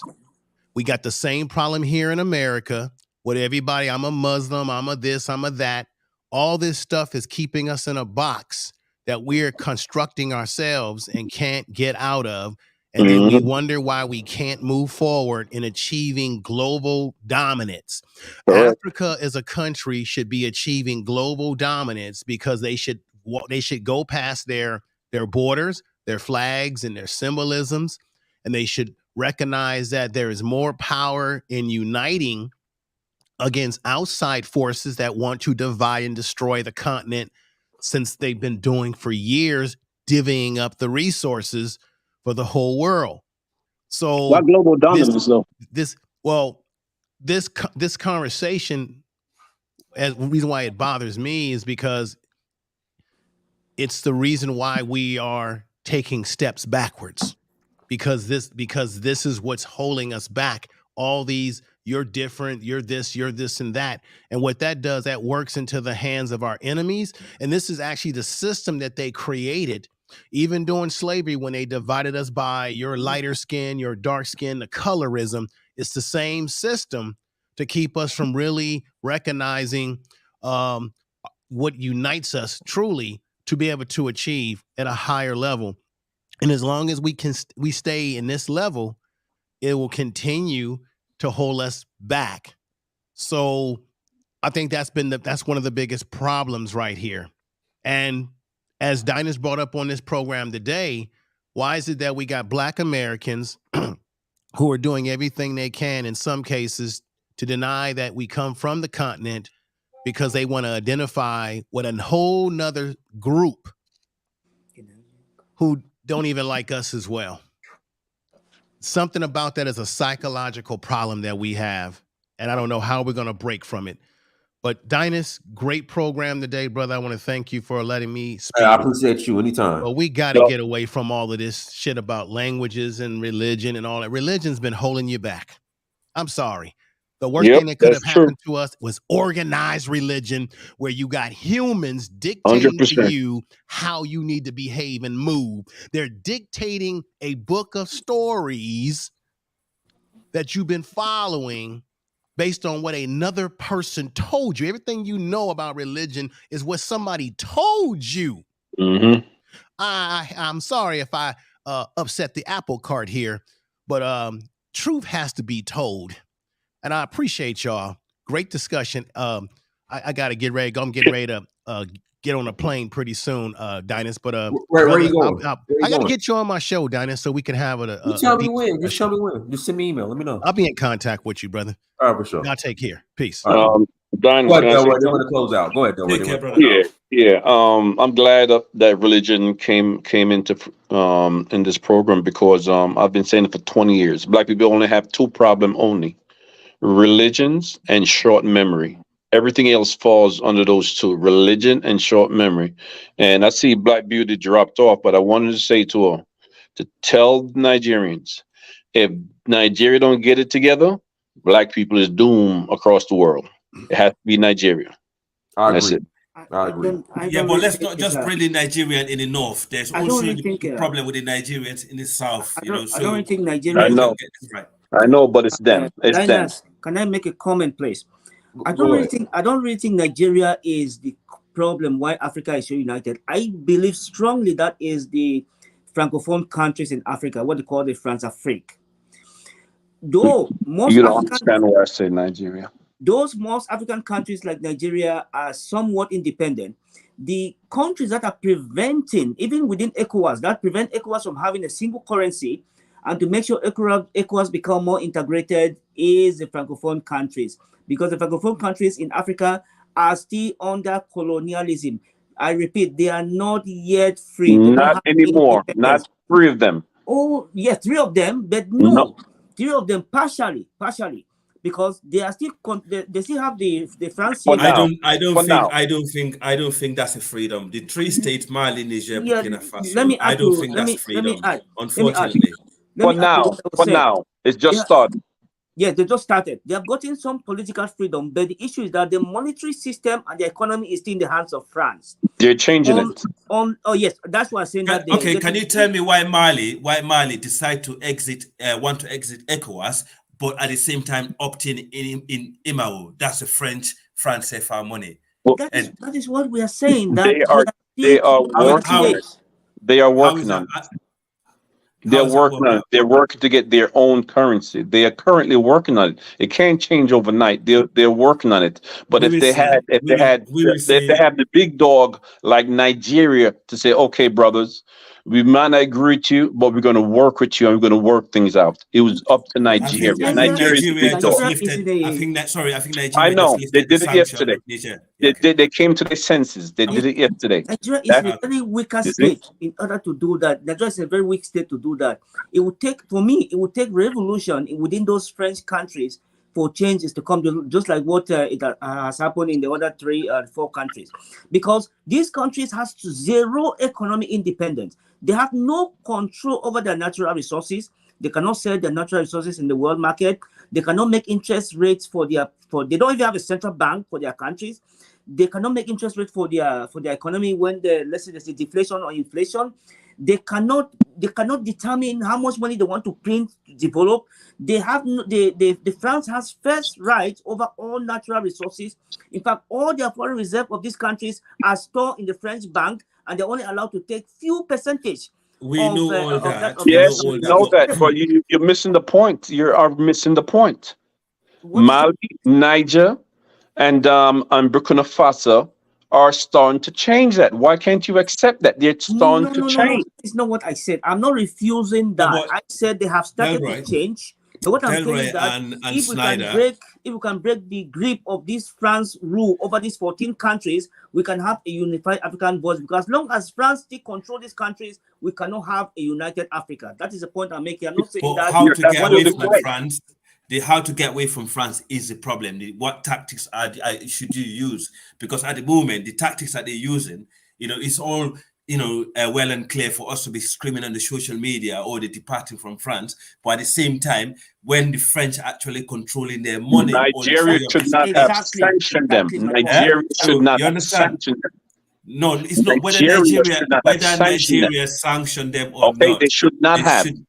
No, but you're not listening at all. It's the Francophone countries that refuse the eco-currency. Ivory Coast is the one that, messed it up for the entire West Africa. Otherwise, we in the British colonies or Anglophone countries, if you want to call it that way, would have been having our own currency by now. You understand, Delroy? But at the same time, what I'm trying to say is Ivory Coast, at the moment, the French troops are still there. Yes, I know. And but I'm concentrating on those 3. Yeah, they have their loyal. He's right. What Snyder is saying is kind of right. The French West African countries have held us back. Unfortunately, the ancestors were so dumb, to agree to sign to those things. So they have to go back and actually take in what they signed, from the French and come back clean. But going into Russia is not going to help because Russia doesn't have the economy to develop this region.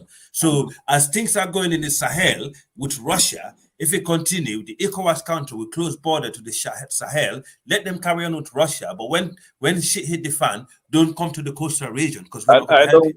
I don't agree with you with what you just said about Russia. I do not. Why? Okay. Can you give me one country in Africa that Russia hold on a second. Let me develop. Russia is the only white country, and they didn't just start yesterday, right? That show any inclination of helping Africa. How? The only white country. Okay, How? They help Ethiopia. When? in the Let me finish. They help Ethiopia. You got to know the history. They help Ethiopia in the 30s. Okay, of course we know about the help they gave to South Africa. Talking about economy. This is a misconception. What do you, A lot of what do you, Africans are mistaking what they call the Soviet Union to Russia. The Soviet Union was not Russia. We know that the Soviet Union helped Africa a lot during the Thank you very much, independence. So let me, a lot of Africans now think that what we call Russia today and is in the Soviet Union, there were yeah, people in the Soviet Union, but like the don't. Romanians. I think you guys get. I think you guys get your news from CNN and Fox and no. You know, listen, we're talking. Listen, I know what. I trust me. I know my history. I know my history. I know my history. Right. I listen. My under Secretary in Guinea, right after the independence in Guinea. Out of all this, have you wondered why Guinea haven't joined these countries? Guinea is the first country. Basically, we kicked the French out. Our ancestors make sure we did not use. It's the only country that we never used the franc CFA. We used Guinea franc, right? No, I know. Since then, the Russian were the one that was controlling the aluminium industry in Guinea. Have you seen Guinea today?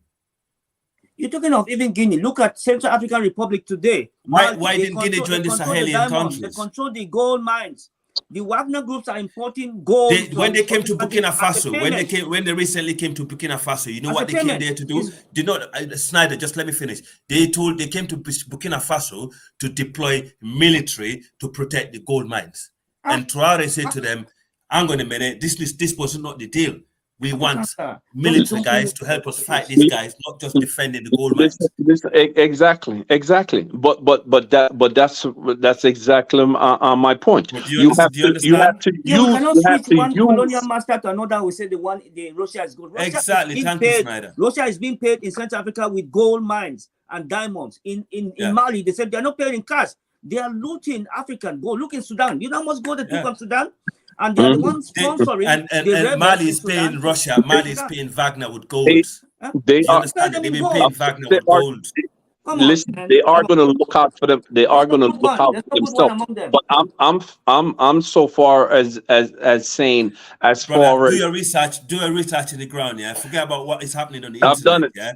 I've done it. I'm not talking. Russia, you are talking just like China. You think China is doing what? Not Russia. Not this Russia. This Russia is not the Soviet Union. This is not the Russia that helped Africa. This is a totally small country. Even Ukraine. Most of our leaders studied in Ukraine. They got their degrees from Ukraine, not from Moscow. We cannot be comparing the Soviet Union. Russia helped Africa. What's Russia? It's USSR, not Russia. Where is Burkina Faso, Mali, and Niger getting their weapons from? That's the part I'm dealing with. Can I help you? Do you know Niger, most of the military that you see that Niger is driving around, ask every Nigerian on this platform, they will tell you Nigeria supplied it to them. When Buhari was in power, the media was insulting Buhari for giving I'm talking about now. I'm talking about now. Where are they getting their weapons? That is still what they're using until recently. I don't know where they're getting it from now. But Niger, can I finish? Niger was the most peaceful. Niger was the most peaceful country among those three. Do you understand? Because of the military equipment that they got from the country, Nigeria, they're able to protect them. Yeah, exactly. Even as we speak, Buhari walked from Katsina into Katsina to Niger every day. Every morning he's doing it. Yeah. So he has a huge influence to what was taking place in Niger. He is from Niger. I don't think he wanted to get involved. I don't think. Listen, the guy that got kicked out of Niger, Buhari, in his heart, I don't think Buhari really wanted him there. The point we are making is we cannot substitute one colonial master to another and we say Africa is rising. Rising to where? No, thank you. I don't agree with that. Where? When Russia was a colony, what colony Russia had?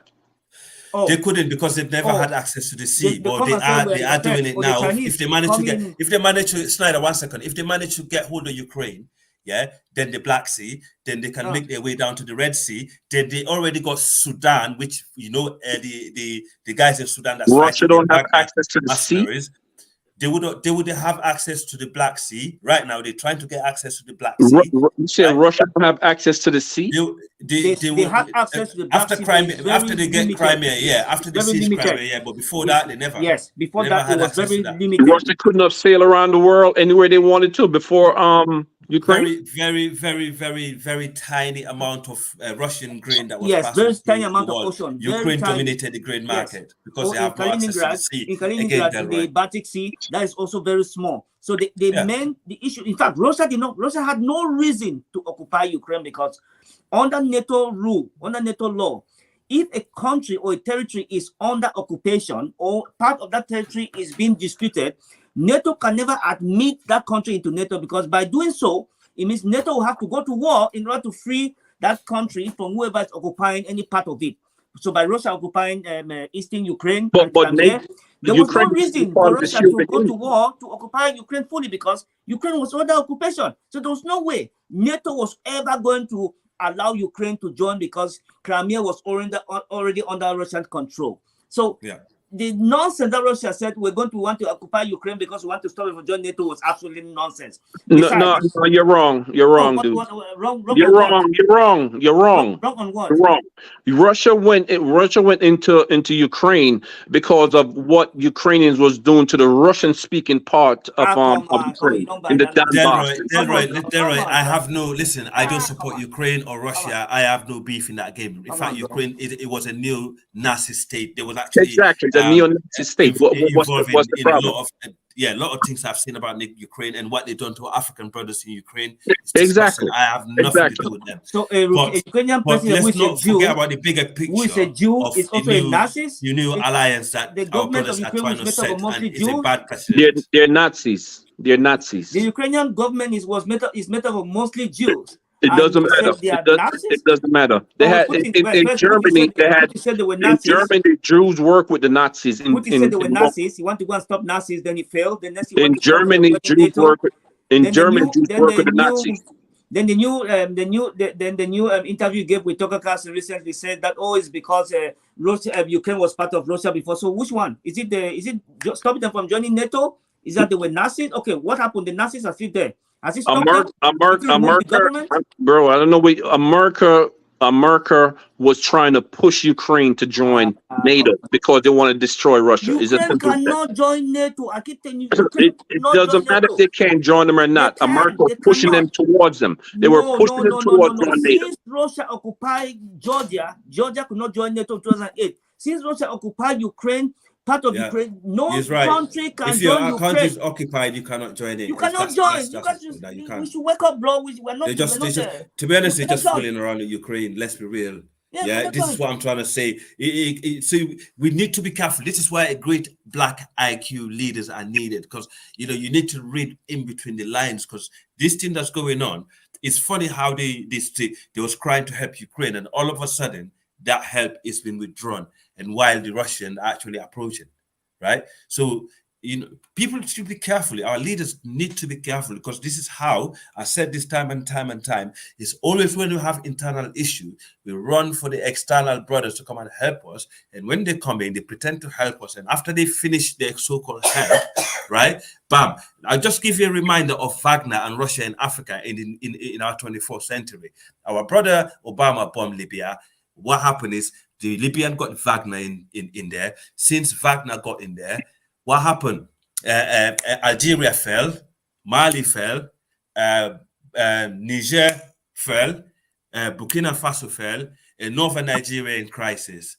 And then all of a sudden, Wagner is in these countries now, right? And Wagner got the biggest troll platform in the world. They have the biggest mining Wagner is dissolved. By the way, Russia dissolved Wagner.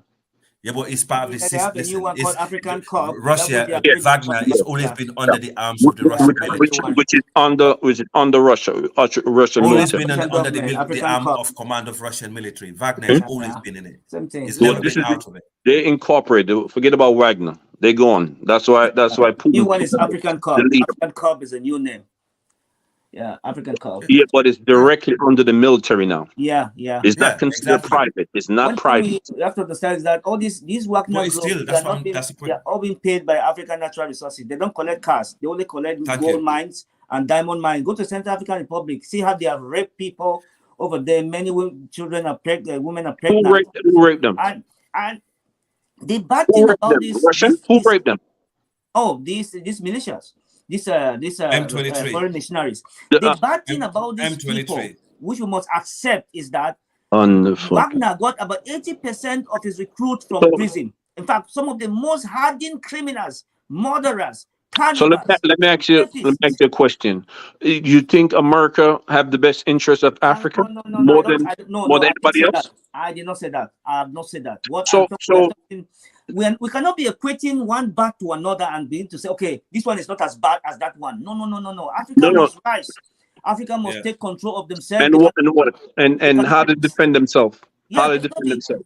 Delroy, I will say Russia and the West and China, we shouldn't be choosing partner. We should work with whoever. In fact, we could use them. I agree with that. I agree with that. But thank you. I agree with that. But what had? Let's look at the history. What has America and France and the rest of them did to Africa for the past 500 years? So we're going to compare history now. What have they done? Did they lift a finger? Did they lift a finger to help, or did they just take? We know that part of it. They just take. Right? Let me ask you something. I'm not defending Russia. Hold on a second. I'm not defending Russia, but did Russia, yes or no, helped South Africa during the apartheid? Did they help them? The Soviet Union of Russia. Yes, which it one? I don't care. Soviet Union, Russia, call them whatever you want. Hey guys, listen, we're gonna close out. We could always do a part 2 on this, but everyone, thank you so much for joining. Like, share, subscribe. But till next time, family, Dynasty Mirror, search for Huru. Peace. All right.